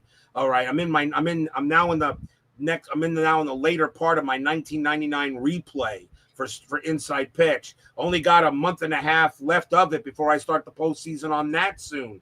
All right. And then I got to start thinking about the next season to start in January 5th. And by the way, Chris has told me that he said that whatever season gets chosen for the next year, for January 5th, 2026, which will be the starting of my next Inside Pitch replay after this one, all right, he says he could make it in Inside Pitch Advanced. Make it in advanced, okay. In advanced. So no matter what you said, he said, try not to go back any further than 1940. That's too bad. I would have loved if 1919 came up, or 1927, or 1924, or even 1908. But he said, for now, just don't go any further back than 1940. I said, okay, fine. So 1951 would be a great year. The shot heard around the world. 1947, J-Rob's rookie year. 41, 1941, the 406 hitting average. 406 hitting average. 1954 with the Indians running away with everything and then not winning it all. It just, he said he should be able to create it. I mean, I told him, I said, well, the final selection would be, of course, after the 99 World Series. And that usually would be like late October. So you'd have about 2 months to get to get the season ready for me. He said, no problem. And of course, with the help of Craig Scarborough, who's also doing his rater, helping him with the software and such. All right. He said that it should not be an issue. So this could be my final Inside Pitch season, but we will be going into Inside Pitch Advanced. All right. And he said that he should be able to create any year that comes up, whether it's 1940 to 2024. And since I'm doing 1999, automatically seasons from 1989 to 2009 will be removed from the selection show. I want to play a different generation. So if I do that, that means so anything from 1988 and earlier and 2010 and higher will be available in the selection show for elimination until I get the 4. Then the guys vote, and then of course the dice decide what season will be after the World Series. So that's how I'm doing the selection show now. So 1989 and 2000 to 2009 will be automatically yanked. So that, it got like a 10-year buffer. I mean, when I went from 1972 to 1969, I went, 3 years earlier, I'm doing another. You know what? Yeah, it's kind of I would have liked to maybe after 1972, maybe 1987 or 1991, then go back to 1969 or something. All right, not just those 3 years earlier. After I did that, I said no. But you did 2016, and that was a big jump. Going right, and after 2016, which is the only contemporary season I've done yet. All right, and I love contemporary baseball. It's still fun, even though a lot of people don't. But I love contemporary baseball still. I mean, I still watch it. But I said, no, I want to have it where, I'm happy I'm doing 99 because something like I said, you want to give Tom Seaver, Mike Schmidt, Steve Carlton, give them a break. All right, let's play, Greg Maddux. Let's play Pedro Martinez. Let's play, Mike Piazza. Let's give these guys a shot on my board. That's why 99. That's why I was very happy when 99 came up. And maybe the next season could be back to the 60s or the 50s, or maybe from 2012, 2013. I don't know, but I don't care what season I play. I don't care. Whatever season that the guys vote for, and then they get the most dice, and then I roll it in the reveal show. I don't care what season comes up. I'll have fun doing it, and it'll be a great time. I don't care what season I roll. Dr. D, I'm not sure what you're asking specifically here. How do I keep the stats? Are you talking about for my Stratomatic replays, or are you talking about for something else? I'm not sure exactly what if you're talking about Frank Stratomatic replays. Frank S. Inside pitch is not going anywhere. He was still printing the inside pitch cards. Regular inside pitch will still be available. Do not be uneasy.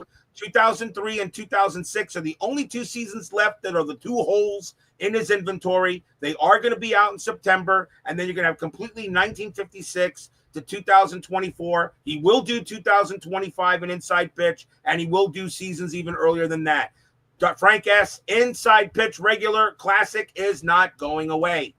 He's still going to make seasons for it. The easy thing for him now is that seasons he has to make for inside pitch regular, he only has to now make seasons from 1955 and backwards. So 16 teams instead of 30. The only time he has to do a 30-team season is when he does the newest year.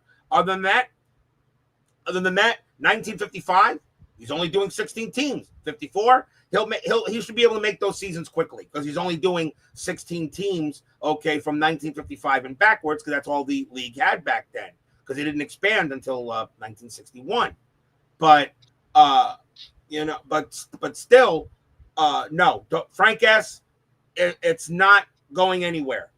Don't worry, it's not going anywhere. Inside pitch regular class, I'm going to call it classic. Inside pitch classic is not going anywhere. He will still make seasons for it, but he's really trying to make inside pitch advanced. And I got to tell you, Frank, out of the games I played inside pitch advanced, I almost really got on the horn and said, Chris, can you really quickly create 1999 and inside pitch advanced and send it to me?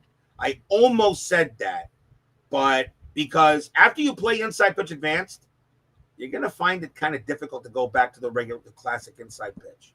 You're going to find it very difficult to do so, because inside pitch advanced is going to have some things that you're really going to like, that really make sense, that you're not going to see in the regular inside in classic. So I almost went to him. I said, can you do 99 real quick and send it to me? But I said, but then he said, now let's finish 99 regular inside pitch and we'll start advanced next year. Don't worry, Frank. It's not going anywhere. He will still make seasons for it. All right. We got somebody I've never seen before, Enzo the Picker. Hello, Enzo. Enzo the Picker. He has a question for you about what you did before your 5 years of before you started YouTubing. Did you just play offline, or what did you do? Were you gaming before that, or I was doing a little bit of gaming, Enzo. If you'll check my channel, you'll see some action PC baseball, action PC football, college stuff. I did a little bit of that. Really, I really didn't do. I also have some Marvel Champions. I've got some Arkham Horror on my channel. I got a whole bunch of other crap, a couple of war games on there too that nobody usually watches, but okay, that's fine. But I have a lot of other stuff on the channel there, Enzo. But yeah, I've been doing this now for 5 years. As a matter of fact, I think this is August. I think this was the. I don't know. I don't know. I wonder. Hold on a second, because I know the. Let's see here. Payoff pitch. What was? Hold on here. I think because. Hold on here. The first I did a payoff pitch on boxing on my channel, and this was done 5 years ago. It doesn't give me the date. It doesn't give me the date that I did it. But I'll have to go to the studio. yeah? But While you're looking that up, I see a question for you there also. yeah. Dave. Well, I'll say while you're looking that up, I'll answer Dr. D's question. Dr. D, as far as keeping stats, how do I? Let me go back and look at the question again, so I don't miss it. It says here, how do you keep stats on the computer so fast and still do it by hand? Well, I'm scoring the games on the score sheet. Well, this little background is not really helping me, is it? Oh well. I can't get this thing to show up without. Now it's blocking me out. But anyway, here's a score sheet right here, and I have the Strat computer up, and they have a manual entry function where you just type a couple of keys and it puts in the result that I have on the cards and dice. So when I roll the cards and dice, I've got the computer to my left, my score sheet is here, dice tray is here. I roll the dice, write it on the score sheet with my right hand. Then with my left hand, I go to the keyboard and type in, hit the hotkeys for what I need for what, if I know if a strikeout, you hit S 3 times, it'll come up to a strikeout. So that's how I do it. And I keep the computer keeps the stats for me. And I like to have it up so that when I'm doing my replay, I can say, okay, on the replay, this guy's hitting 278 with 10 home runs or whatever the case is. So I just think it makes it more interesting if I can give up to the minute stats as I play the game. It took me a while to do that. I mean, that's something I learned overnight. It took me a while to get used to those hotkeys. The first live I ever did was June 18th, 2020, and that was a payoff pitch baseball game. The date was it was a 2019 game, June 13th, 2019. Detroit at Kansas City at TD Ameritrade Park, which was the first Major League Baseball game in Nebraska. So that was the first ever live, according to my channel content, that I did. Oh, here we go. Here's another guy that hadn't been around in a long time, Chris Strat, Delaware. Yep. I think he's slower board gamer. Slower board gamer. Yeah, but he gave you a shout out apparently when you were first starting out, and that's how Midlife found you. The thing is believe it or not, as I look in my content, the game with the most the live that got the most views so far is my inside pitch Q&A that I did on September 5th, 2021. Almost 3,000 views on that. The number one game that was viewed was in my 1979 postseason inside pitch National League Championship Series Game 6 between the Pittsburgh Pirates and the Houston Astros. That is the highest game that got the most views, 2,578. The number one demo game was the 1961 demo game. And of course, I have other games, of course, there. But inside pitch Q&A is my most viewed live. And then inside pitch 79 postseason NLCS Pirates and Astros was my most viewed game. And that's actually kind of interesting.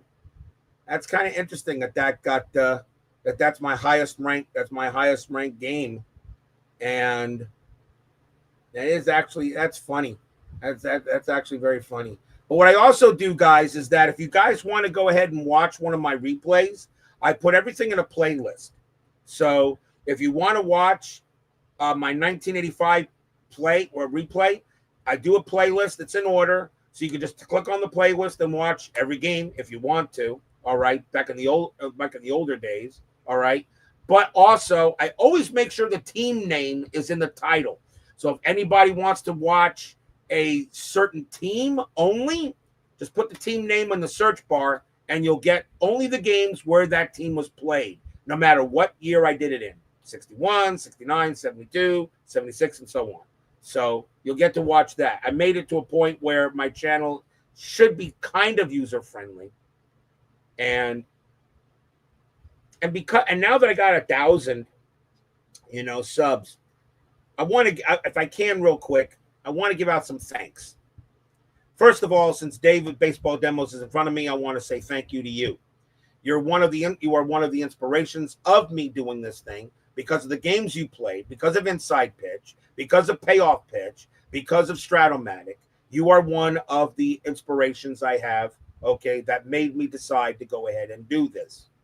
I want to thank you very much for that. I want to thank Al Red Sox fan because he, even though he's not in the chat, but I'm going to give him my props because he was the first I ever put on YouTube and saw somebody do this thinking, okay, I could do it too. I want to thank ID Jester for giving the reviews. He knows his stuff. He is very intelligent. I met the man. We went to a ball game a couple of years ago. I shook the man's hand because he lives in Florida. He lives in Melbourne. And we went to a Mets-Cardinals game, had a great time with him. So I actually broke bread with the guy. I want to thank ID Jester for his support. I want to thank, of course, Uncle Dave Gardner, because I've seen him play, and he knows his stuff as well. He's the hockey master. I want to thank – I also want to put another thank to another guy out there, and that, of course, is Uncle Ron Juckett. Yep. And he's an inspiration all his own, in my opinion. He is an inspiration, yes. For those of you who don't know who Ron Juckett is, you check out Retro Sports Network. You want to talk a guy that is going through so many challenges, and yet all he does is bring joy to this community. For his baseball replays, he's about to finish off 1956 in action. His baseball replays, he does football too. He does it all. I don't know how he does it. In the condition he's in, I don't know how he does it. But he brings so much joy, okay, to the community. So he is, to me, when it comes to inspiration, and he is the kind of guy I tell people, if you're down and out and you think you can't do something, you need to watch him. And whether he's playing a game or you're watching him do one of his chats, you need to watch Uncle Ron Juckett at Retro Sports Network. I definitely got to thank that man. Absolutely. I got to thank After Further Review with Steve Tower. He's also been a big supporter of mine. He's the History Maker guru. Okay. I got to thank him. But, but most of all, I got to thank you guys in the chat. I got to thank all you guys in the chat. The ones that come to my games, that watch me do this crazy stuff, and you still have no life. Yeah. But you guys watch me this. Specifically, and everybody in the chat, I thank every one of them. There are a few I do want to point out, even though he's not in this chat, but Steeler fan, he was one of the first. Doug Hunt, he comes to every one of my games. He's always there. All right. Brian Peterson. Yes, Spokane Steve is also very good, Frank S. Absolutely. He knows his strat too. Okay, absolutely. Brian Peterson, Brian B. Midlife Crisis is also there as well for me. I want to thank everybody in the chat that joins me. Sometimes I get a game where I got 20 people watching or 25. And then sometimes I get a game where it's like only 2 or 3. I understand. It may be because A, the teams that are on the board that night are not really fan favorites. B, something else is they're watching on TV that's more interesting than me rolling cards and dice. And I get that. All right. I get that. Or C, nobody loves me. They don't love me anymore, which is fine. But I don't know if the people in the chat are like me. I find YouTube more entertaining than what's on TV. Oh, I think so. I think so. But as I said, I got to thank everybody in the chat, for, joining me on this night and, to be a part of this community, which I never thought I'd be a part of. Trust me, if you'd have told me, if you'd have told me 6 years ago that I would be doing this stuff, I would have thought you were nuts. I would have called the crazy house and had you picked up. But just think, once you retire, how many games you'll play. I wish I could retire tomorrow. I really wish I could. But still, you'd be able to play an inside pitch season without using fast score. You just play I could probably play a game a day, all 162 days. I could probably do a full 162 game season. Yeah. Maybe not. I kind of like the way I do it. The reason why is I can get through a season within less than between about 4 to 5, about 4.5 months. I get through a season. I get to get every team on the board because I want to see all the teams on the board. I want people, because I know a lot of people want to see their favorite teams. I mean, like if I go ahead and if I was to go ahead and do a complete 1986 Mets season, yeah, I'd have a great time doing that. But what about the team? What about the fans of the American League? They never see their American League teams or something. I like the variety. I like putting all the other teams on the board so that so everybody's favorite team gets seen at least a couple of times. I like that. All right, and plus the way I do it, I get through a regular season in 2.5 months, and because I do an expanded postseason, okay, it takes me about 1.5 months to get that done. By that time, after that, I get 2 months off, and I get to rest the voice for a little bit, maybe do something, put some other stuff on the channel. But now Frank asked you, what do you do? You work I sell auto parts for a dealership. I work at a car dealership in Delray Beach down here, and I'm an auto parts counterman. That's what I do. Now, so I sell auto parts during the day, and I roll dice during the night. Do you work 6 days a week? Because I know you work on Saturdays. I work 5 days a week, but I do work like one every third or fourth Monday. So this Monday I was off. Next Monday I'll be off again because next Monday is Labor Day. All right. So so that's what I pretty much do. I've been working at the same place now for over 4 years. I like the place I work for. I mean, the work stinks, but the people I work with are great. So, that's how that's what I do when I'm not rolling cards and dice. Well, there's only so much excitement you can get out of brake pads and rotors. Brake pads, rotors, and spark plugs. I know that, but and unfortunately, some of the people I deal with is just some of these customers. Yeah. But I'm a very patient man. I know how to treat the customers right. So, but yeah, I have the trademark on Kaboom. You've got a couple of trademarks. That and the bar. I got a few trademarks. I got a couple of people that like to mimic me out there, and you have the block dragon. I think you were the first. The block dragon, but I got that was back when I used to do puns. I don't do puns anymore, hardly, but I mean, there are some people that like to mimic me. I got people that like to go ahead and almost pretty much copy everything I do. I know it's flattering, but be yourself, make your own. I'm no problem with it. I'm fine with it, but I would like other people to go ahead, just be themselves and make your own trademark signs. Hello, Kevin. Good to see you. Oh, there's Kevin Thomas. Yeah, I didn't even know I had a trademark, but apparently my sign off is my trademark. Your sign off is your trademark. I just started doing it one day, and just do it every time. It's just play the game you want, the way you choose to play it, and it just becomes like reflex. Yeah, no, that's your I wouldn't know how to end it any other way now because that's your trademark. That is your trademark. Okay, and everyone I think should. I have. I have, like I said, I have a few trademarks, I guess, but it's I think everybody should just create their own, so you're all different. It's it's special. But like I said, I got to thank everybody in the chat. Here I'm now at 1,000. I've checked. We'll see how long it stays there. Or unsubs until Utah Mike unsubs. So Utah Mike unsubs. But I'm at 1,000 now. So I never thought I'd actually get there. I wasn't doing and I can monetize the channel. I said, nah. I was doing this more for fun than I was for money. I mean, I can monetize the channel. I know some people have tried to send me super chats. I turned it off because I really don't want anybody's money. All right. Unless, of course, something happens. Maybe maybe one day, but I really don't want anybody's money. I just want people to have fun with it. So I'm no memberships and all that stuff. I'm not interested. I'm not.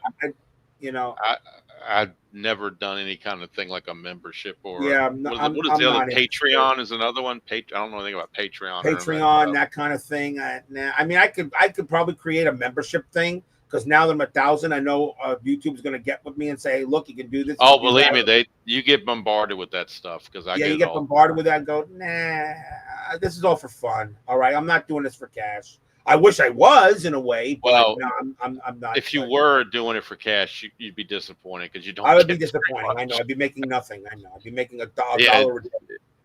I mean, it takes a long time. It does. All right, it does. But I'm happy to have people, just watch. Yeah. Because I know that everybody, because I know a lot of people. Like I said, I don't get a great amount of people watching every night. I mean, like I said, sometimes I get 5. I mean, tonight I had the White Sox and the Athletics for 99. I think the highest I got was 7, and that was about it. But a couple of nights ago, I think last night's game, I had the Dodgers and the Astros, which was crazy. That game actually got as high as 15, 16. And then sometimes I have a real good matchup, okay, and on the board, and then sometimes I'll get 20. Well, it could be like tonight. I noticed when I was driving home, there were like 3 people streaming at the same time, so that could affect the 3 people. I know Gardner was doing something with his game, and you had your game, and then I think ID might have been doing something. So when there's multiple people going at the same time, and I try to, like, when I do mine, I try to wait till you finish yours as best I can. I try to do the same, and I try to do the same thing as well, because if you're doing something, I'd rather just wait. I'm in no rush. I'm patient. So because I know my games, depending on what happens, can go a while. That's one of the reasons why I activated the Ghost Runner rule, because I said when it's on a school night, I cannot be playing 18, 19 inning games. I just can't do it. As much as I hate the Ghost Runner rule, and I do, but lately I've been embracing it a little bit, because it does bring some sort of excitement into the game, actually, that you don't get. All right, but I don't activate the Ghost Runner until the 11th inning. I will have the 10th inning at least played normally. Then I'll put it in the 11th. I'll start that, which I've had a couple of games that I had to use it, but I just can't be playing 18, 19 inning games when I got to go to work the next day. I got to get sleep. So, plus also those games can last 3 hours, Dave. I mean, I had a game, I think it went 17 or 18 innings. It lasted 3 hours for me to play it. I mean, 3 hours. It took me 3 hours to do it, and I had people in the chat for 3 hours watching me do it. I said, come on. So they really had no life. They really had no life. I guess nothing. I guess there was nothing on TV to watch. Or maybe they were trying to fall asleep and they wanted to fall asleep too. Maybe if they did that, that's fine. Hey, if I put a person to sleep, I'm fine with that too. At least I did something. At least I did something productive. I think I'd be putting them to sleep faster than you would, because just see, that's why you and I complement each other very well. You see, I'm loud, I'm excitable, okay, and I'm all over the place. You are calm, you are cool. You are collected. You're low key. That's why I always tell people, I say, look, if the perfect tabletop doubleheader is either you following me or me following you. Everybody gets a little bit of calm, cool, and collected with you playing, and then they go crazy with me. And then, or everyone goes crazy with me, and then they're brought back down to earth with you. You and I are total opposites, and that's why we are complementing each other perfectly. All right. Just, the perfect doubleheader is a game of baseball demos followed by RJL Network. I mean, or the other way around. It doesn't matter. That's why we compliment each other so well. But it works because at least I'm assuming this is the case, that it's authentic for both of us. That's our personality. So Yep. I don't come in here and try to do a show. I'm just saying what's happening in the game, and that's kind of what it is. So you're just going ahead. I'm assuming you're the same way. You're more of an excitable person in general. So what you're doing is you're narrating. I'm more of a narrator than an announcer. You're narrating a story. I'm putting on a show. That's what I'm doing. You're narrating a story, and I'm putting on a show. That's I'm putting on a show on a stage, and you're narrating the story of a game, and that's how it works. I think it just works for both of us, and our guys in the chat, they love it apparently. Frank RJL has to give credit to Play Games for those two things there, because that comes from History Maker Golf. Stadium Cheers, Stadium Groans is all from. I got to give that to Play Games. That's History Maker Golf, because they have Gallery Cheers and Gallery Groans, and that's where I got that from. I said, I wonder if I could use that for Stadium. And then, of course, there is Stadium Barfs. When there's a guy I got to give kudos to is Keith Avalone. That guy is so creative to have sat down and thought of these things. He's a genius. I can't take anything away. A game without stats on it. It's got qualities and not stats. Yes. I can't. He's encouraged you to write a story. You know? Keith Avalone is a genius as well. I love his games. I do. They just take too long for me to play. I just can't put them on the. I just can't put them on the board, because it just takes too long. Not that I don't love him. I love his games. I do. It just takes too long to play. For streaming reasons. Enzo, I don't know anything about Apago because I don't even hardly play Appa, so I don't know anything about why it's getting no love. I know people that love Appa, I think, like Apago. I will tell you who to go see, Enzo, and I forgot to mention him.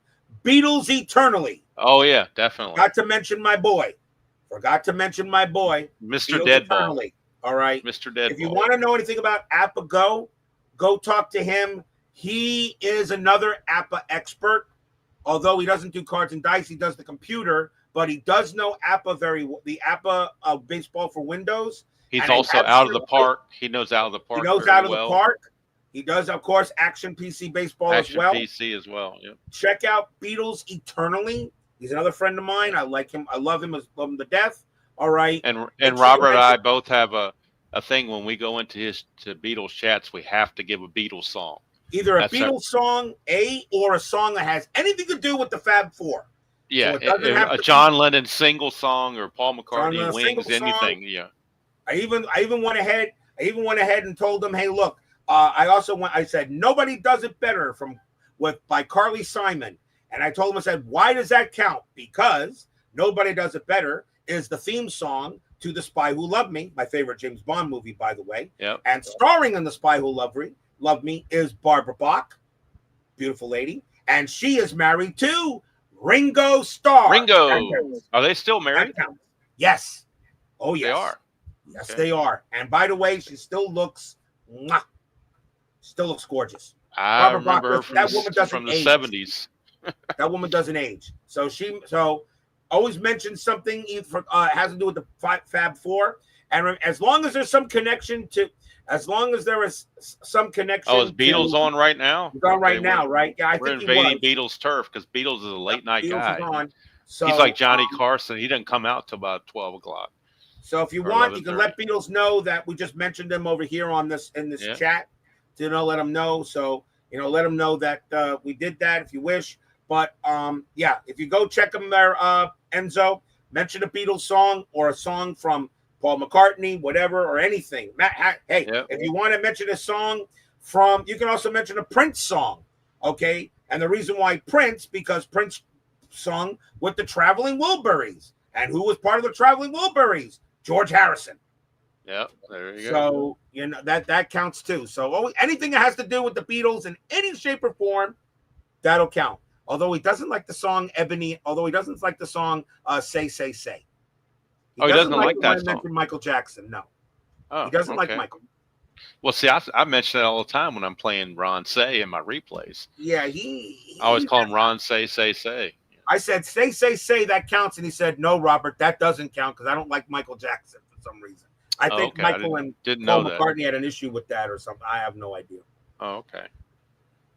Just like whenever I'm playing Mookie Betts, I always call him Mookie. You better, you better, you bets. Mookie Betts for the exactly. Who. You know, who will be, and Mookie Betts will be a Hall of Famer. By the way, he's a surefire Hall of Famer.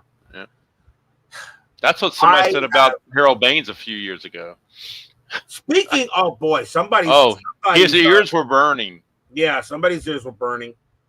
ID Jester, one of the guys of my inspirations for 1,000 subs, and I know you weren't here before there, ID, but I gotta say, I mean, I just got 1,000 subs, and ID Jester, I got, now that you're here, I can actually say thank you very much for all the support you gave me over these 5 years. I've been doing this crazy stuff. It's because of you. One of the reasons why, okay, that I got into this, you gave me good push. You showed me the benefits of which games to play, payoff pitch, inside pitch, Stratomatic, whatever there was. All right. So, I believe ID and Red Sox fan was the two that encourage you to actually stream. Exactly. The ones that actually encourage you to stream. I have to, as I said, ID Jester, I got to thank you. You are a good man. You're a good friend. I'm glad we had a great time. We had a great time at the ballpark a couple of years ago. I hope to do that again with you. No, that's the thing. I know we push to be ourselves, and I am myself thanks to you. And and by the way, anyone who doesn't know who ID Jester is, check out the ID Jester rants. There is nothing like the ID Jester rant. There's multiple good ones too. I mean, you got Stratomatic. And he ranted on Stratomatic Baseball Max today. You got Appa Football he ranted on. He did. He even ranted on golf. Inside pitch, and that's okay. Yeah, inside pitch. So he ranted on Stratomatic. He always rants on Stratomatic. He ranted on Appa. He's just a ranter, but usually when he rants, he's not ranting about Stratomatic the game. He's ranting about Stratomatic the company. The service, yeah. Yeah. But ID Jester is usually on his thing. Beetle says thanks. Thank you there, D Scott. I'm glad he did. I'm glad he did there. But yes, somebody's multitasking. Well, that's why you're the goat whisperer. But yep, ID again. Gotta thank you again, my friend. You're one of the reasons why I pushed this. As I said, Dave is one. Al Red Sox fan, Uncle Dave Gardner, Uncle Ron, Tenacious Earl. I'll even give it to him too. I was watching him earlier. Tabletop Sports Earl. So many great ones out there. You guys are all Donald. Good to see you. Donald Cummings. It's just, we all choose our favorite games. Where baseball demos is Strat. Mine is Inside Pitch. ID Jester is he loves Fall Classic. Did a season ticket game tonight. Give me your guys' thoughts about this game. You have your own thoughts. Well, I'm doing this NBC Game of the Week on season ticket. 1978. I mean, I enjoy it, but I only play it once a week. So sometimes the rules, sometimes I don't remember all the rules. But luckily, Clay is in the stream most of the time when I'm playing it, and some other guys are too. So they kind of give me some rules help on it. But I enjoy the game. I think it's a neat little engine. I've not played the game, so I can't opinion on it. I never played it, although I've seen you play it. But no, I can't say. I can't. You're the season ticket guy right now, so. I mean, like I said, I play it once a week on Saturday, and that's just for the NBC Game of the Week. I started with this. So I feel compelled to finish with it. So. And you're not going to do you're not going to do the postseason for that season. I may or may not. I don't know. How can you not do postseason? Finish the job. Well, the job is the NBC Game of the Week, and not I understand the playoffs. that, but still do a postseason. You don't do. I mean, come on. You don't do an expanded postseason like I do. You only got what is this 1978? So you only got to do the division winners, and that's it. And remember, 78's a best of 5, not a best of 7. If you really want to, go with historically, because the NL and the ALCSs were best of 5. They didn't go to best of 7 until 1985. So It would be a short postseason. Do it. Yeah, Why I'll not? think about it. I don't know. Come I on, how mean, can you not? You're doing a well, whole because season. that takes away from me playing other games, so takes away from my strat projects that I'm trying to get through. So, You miss Earl Shamblin. D. Yeah, Smith, I definitely miss him I not being miss out him there. too. So. I miss him too. He's He was also the got. one that got me started. He's He's the only another APA person. expert. He's the only person I've done a co-op project with. Me and him Earl did Shamblin. Another heck of a guy. we did a co-op project years ago where we did the Joe DiMaggio hitting streak, where he played the first game of the streak on his channel. I played the second game of the streak on my channel, and we'd play until he didn't get a hit anymore. So I think we went about 9 games, and then on his channel he didn't get a hit, so we stopped the project. But that was fun. And of course, who can forget the battle of the Earls when you had both of them when they're playing against each other? So you know, I just, you know, it's, you know, Earl Shamblin. Who else do I also watch? I mean, besides Appa Brian, who I know is retired and he's traveling. It's good for him. But yeah. who else? Yeah, season ticket is a little pricey if you go printed, but PDF is the way to go there. And it's a lot of printing, no doubt. But yeah, it's a lot of printing. He is a little I bought the season I bought when I was on sale, so I got a little bit of a price break on it. But yeah, I doubt I would buy any more printed seasons. If I do anything at all, it'd be PDF. But I mean, it's a decent game. It's not my go-to game, so I honestly doubt I buy any more of that. But I'll play it once in a while. It has been 2 hours. Someone's got to go to bed because someone's got to go to work. So I'm not retired like you, sir. Yeah, you can't. So, I mean, not everybody gets to be retired like me, right? Not everybody gets to be retired, you know. Although I feel like I need to be retired. Hey, if anybody in you guys in the chat got $1 million, send it to me and I'll retire. Yeah. Until then, I guess I got to work. Dave. Well, let me ask you this before you go, because I was trying to get some opinions about when you watch. I'm not talking about me specifically. I'm talking about anybody that you might watch that has a YouTube channel or whatever. Do you prefer seeing season replays, or do you care what you just when they come on, you just go to see what they're playing? Because the reason why I ask is because I'm doing my 2 projects right now, and that's like the only thing I'm putting on YouTube are these 2 projects. And I'm thinking maybe I should play that more offline, not play every game, just play some of the games, and then sprinkle in some different stuff. So I don't know. I'm not a big one-off guy, so I don't know, you know, what, as a viewer, what would you think would be better to see? One-offs are good for, in my opinion, showing off the mechanics of a game. Yeah. One-offs are good for exhibitions, you know, something like that. One-offs are good to see what a guy is playing. All right, I agree with Captain Carl there. You know, what to see they're playing. But I'll be honest, I prefer projects. I would like to watch a project start and go to fruition. And I forgot another guy that also is very good at stuff is Kurt Berglund. I forgot him. My bad. I'm sorry, Kurt. If you ever watch this, my bad. He's another one of those great ones up there that's expert at what he does. So I can't say anything bad about him. He is the reason why I know about being something in a mayonnaise jar. Yeah. Kurt Berglund with the authentic openings, authentic unboxings. He's another cards and dice genius. Not just the cards and dice genius, a genius, period. So Kurt Berglund, if you see this, my bad. I'm sorry, I forgot to mention you. He's another inspiration. But I prefer watching a continuation. The one thing about a one-off, yeah, okay, that's great. All right, there's a winner and that's it. Fine. That's one of the reasons why I started doing the replays, because to have people watch me every day go further and further into a project.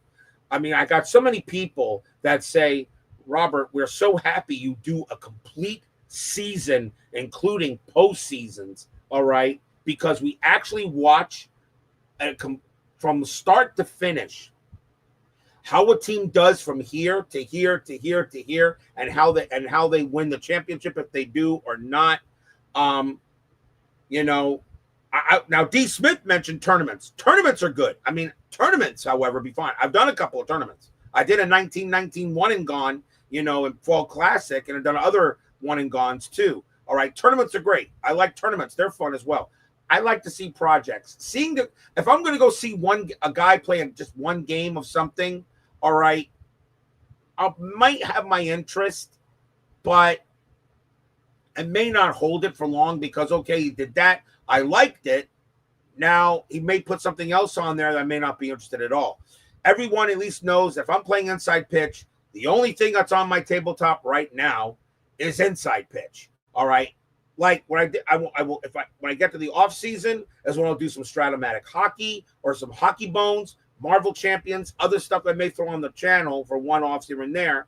But everyone knows that when I'm playing inside pitch, it's the only thing that's on the channel right now, so I can get through the season because I got to concentrate. I have to make sure the rosters are created thanks to Action PC Baseball. And by the way, there is a rumor that Action PC Baseball, you will now be able to enter your own results. Remember, there's a rumor that may be happening in the next baseball edition because I think for Action PC Basketball, you can now go ahead and enter your own results. So if you're rolling dice for another game, you can do that now. I don't know how good it's going to be. It may not be the same way like the replay UI interface, which is still the best. But that's one thing I'll give Replay Baseball is they have the best UI interface for their games. But you got Digital Diamond; they have that same. Digital Diamond is catching up there too. Digital Diamond is getting up there as well. All right, I got to give Digital Diamond some credit because they also added Inside Pitch into Digital Diamond now. Inside Pitch now you can input Inside Pitch information into Digital Diamond now. I don't use it, but not because I don't like it, because I prefer Action because Action is easier for me to use. But still, I prefer projects. I would really like to see a project from start to finish, stick with it, until you get it done. And then go, and then maybe if you want to do a couple of one-offs after a project is done, that's fine. But I prefer watching somebody start something and then finish it. And, it kind of disappointing when you see someone that starts a project and then just stops it. I said, okay. Yeah. And why'd you stop it? Is it because? And the reason why you stopped it, why somebody may stop a project, he got either A, bored or of the system he was using, or B, nobody else was interested in it. Okay, right. Not getting any views. Okay, or C, it wasn't going the way you thought it would, and it didn't make any sense, so you scrapped it. Oh, so you scrapped the project. I just. Like I said, I tried to do a History Maker golf project. I tried to start a whole massive History Maker golf project, but I scrapped it because it just took too long to play. Nobody really was watching, and after 3 hours of just no. Well, that's why I stopped my 1990 Cincinnati Reds History Maker because. I wasn't getting very much. Most people didn't seem to be interested in History Maker baseball, so I just said, "Why? Let's go to something else." I liked it for me. I can play it offline myself, but to put it on video, it just didn't seem to go well. I agree with you. I just felt that if you're going to start a project, really stick to it and finish it. But but make sure you choose something that you're going to finish. That's why Inside Pitch. I know for an absolute fact, unless something happens to me physically or whatever, okay, I will get this 1999 season done. I will have another selection show. We'll find out what the next season will be, and I'll start that in January 2026, okay? I know I will get it done because I'm constantly working on it, constantly making sure everything's set, all right, so that when I play it, everything's exciting, everything happens, and I'm, and that's the thing. I don't really want to start a project where if it's not getting anybody watching, or I just even myself get a little bored of it, I go, no. So one-offs are good if you're trying to present something, I think, or demonstrate something. I prefer projects, Dave. And that's why I like your what you're doing now. Your 1987, your 20. Right, but I guess my question is, do you need to see every single game of the 1987 project on video? because that's going to take me a whole lot longer to play if I only play the 87 games on video and don't play any offline.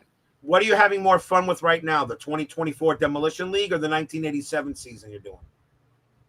It's a combination of both, because 2024 I'm learning the players. I don't know all the modern players that well because I stopped watching. I'm surprised the you modern chose game. 2024 for that. I'm surprised because I know you don't know all the players. Although it's good to have the reason why I'm doing it twofold, because nobody else on YouTube is playing modern baseball that I know of. Mm-hmm. And two, I wanted to learn the players so that I can start watching some games on TV. And that's a good reason. So I like the Demolition League because it allows me to do that.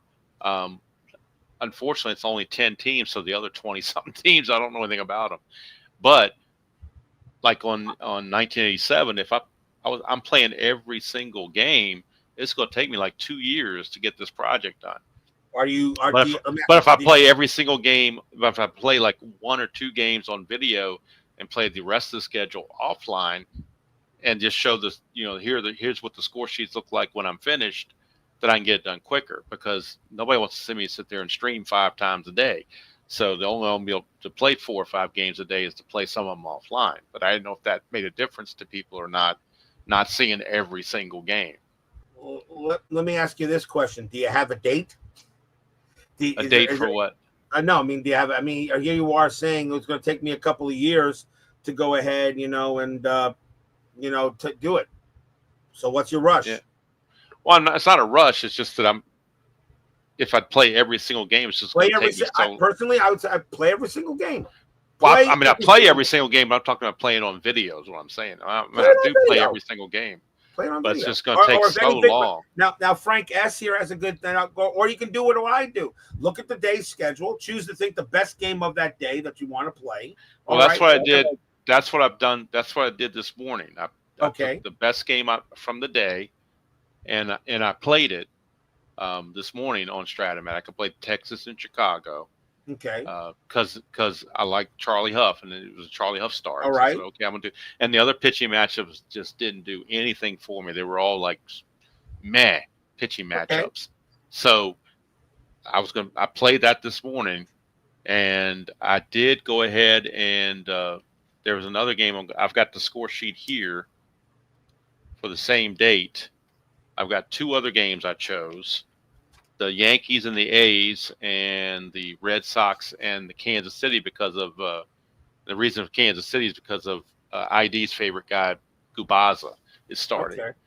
So I was going to play these 2 on video and then play the other couple of games, which didn't really appeal to me that much, offline, and just get them done and put them in the computer, and then give this, show the score sheets and the standings when the next day comes along, rather than playing 6 games on May 18th date. I'll play 3 games on May 18th date and play the other 3 offline. If you're asking my opinion, I would say, me personally, play every game, but play the game you want, the way you choose to play it. Your choice. Gubaza, yes. Gubaza, yes. No, it's Gubaza. Gubaza. That's how you say it. Goo. Yeah. Not guh. But to play every game of the 87 American League replay, I don't know if I calculated it or not, but it's like 900 and some games, maybe 1,000 something. And I said you got plenty of time. And then I added on top of that the 270 for the Demolition League. And you've got plenty of time. But see, the Demolition League is more of a time frame because I want to do it again in 2025. That's fine. For the 25 season. So when Strat comes out with that in February, I want to be finished with this. We're only in August. The 2025 season in Strat won't be released till at least February or March. Yeah, mid-February. You still got 6 months. Yeah, you're fine. But there's two major projects going on, so I've got to. And I don't want to. And sometimes I find myself, at least in the beginning, getting overly onto the Demolition League and almost forgetting about the 87. So I had to go back to 87 and say, wait a minute, I'm still doing it. I didn't quit that project. It's still going on. I just was kind of getting into the, and see, there are different things too, because the 87 is strictly as played, and I'm just testing the stats and everything else. And the Demolition League is, I create my own lineups. I got injuries. And I'm trying, it's a whole different reason for doing each one. That's what you see. The other thing is, the one thing I like about you is you multitask very well. That's one of the reasons why when I'm doing inside pitch, that's all I'm doing. I don't have to worry about doing anything else. That's why when I'm in inside pitch mode, okay, that is all I will do. I mean, I have other stuff here I could do. I can maybe put a hockey game on the board, or I could do no.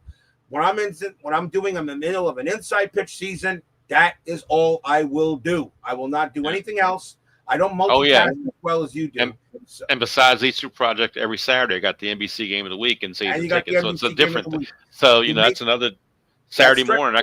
Saturday afternoon I could be playing another demolition game instead. Maybe you're overstretching yourself. Maybe you're stretching yourself. That's why I'm probably not going to do a playoff in that, because I want to get that done and over with, and then concentrate on these other two things. Of course, you're starting earlier because college football's officially really started. Exactly, because I'm moving up because of college football.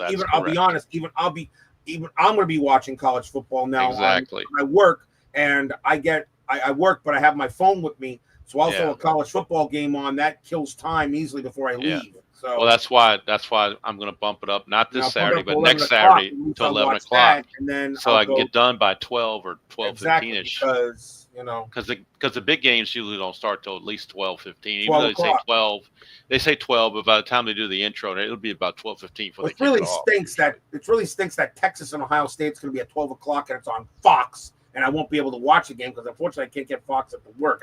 But that's fine. It's fine. But I'll watch whatever's on ESPN. I'll be good. But Texas and Ohio State, 12 o'clock. Come on, that should be a prime time game. Well, what's your opinion of Carson Beck with the Hurricanes? I'm kind of like a show me.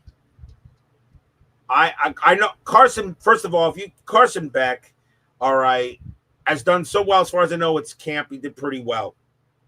The only thing about it is he got hurt, but I heard he's been 100%. But if Kirby Smart recruits you at Georgia, you can't suck. Yeah, Kirby Smart is one of the best recruiters there is out there. But he's no Cam Ward. Let's make no mistake. He's not a Cam. The only reason why Cam Ward is because the Canes defense last year was horrible, and I mean horrible. It was. They almost lost to California last year. It was the worst It was the worst defense in program history. All right, if we took the Canes offense from last year and put it with the 2001 Canes defense, that would have been unfair. Yeah. All right. But unfortunately, we had the 2024 Canes defense, and they were terrible. Okay. I don't know how good the defense is going to be this year. Hopefully it's improved. All right. I don't know. We got our first test, and it's a big one. We got Notre Dame. Notre Dame next Sunday. All right. Is that in Miami or a neutral field? That is in Miami. It's a Sunday night game. Hard Rock Stadium? Hard Rock Stadium. They're sold out. Of course, it should be against Notre Dame. Convicts versus Catholics, whatever. Yeah. Okay. Or whatever you want to call it. Yeah. Catholics and convicts, what it was back in the day. Okay. It's a heck of a test. And then after that, you got a cupcake. And then you got to play the Gators down here. And Florida is still Florida, although they're not what they used to be right now. But Florida-Miami is still a big rivalry. And that game is also down here. So Carson Beck has got some big tests early before they even enter conference play. All right. So we'll see. Right now, I'm looking forward to this week. I'm looking forward to Texas, Ohio State. Looking forward to Alabama, Florida State. I want to see if Florida State can bounce back after a tough year. Clemson, LSU. LSU is that game at Clemson, or where is that neutral site, or is that at Clemson? That's neutral. I think that is neutral site. Yeah, it's neutral site. Okay. I believe LSU, Clemson. That's a neutral site game. What a game that's going to be, of course. All right, it's just so much. There's so much. Welcome back, college football. Give me more. Yes. Give me more. Yes. And of course, my team is. I'm a struggling supporter right now because my team is in the dumps. But who's that? the once proud Virginia Tech Hokies are now in the You guys dumps. if I'm correct, you guys got South Carolina. South Carolina, yes, and South Carolina. the way the South Carolina podcasters are saying, you might as well just hand in the national That is championship a now. tough game. You know, South Carolina has definitely gotten better in the SEC. They are never a pushover. That's gonna be a tough game. That's gonna be a tough game against South Carolina, and that would be a game I would watch also if it, depending on what was on. It's at 3 o'clock on ESPN. So yeah, but I'll probably watch. I think I'll be watching Alabama, Florida State. That game has a so-called neutral site, even though it's in Atlanta. Oh, it is at Clemson. Okay, it's not neutral. Okay, it is at Clemson. Okay.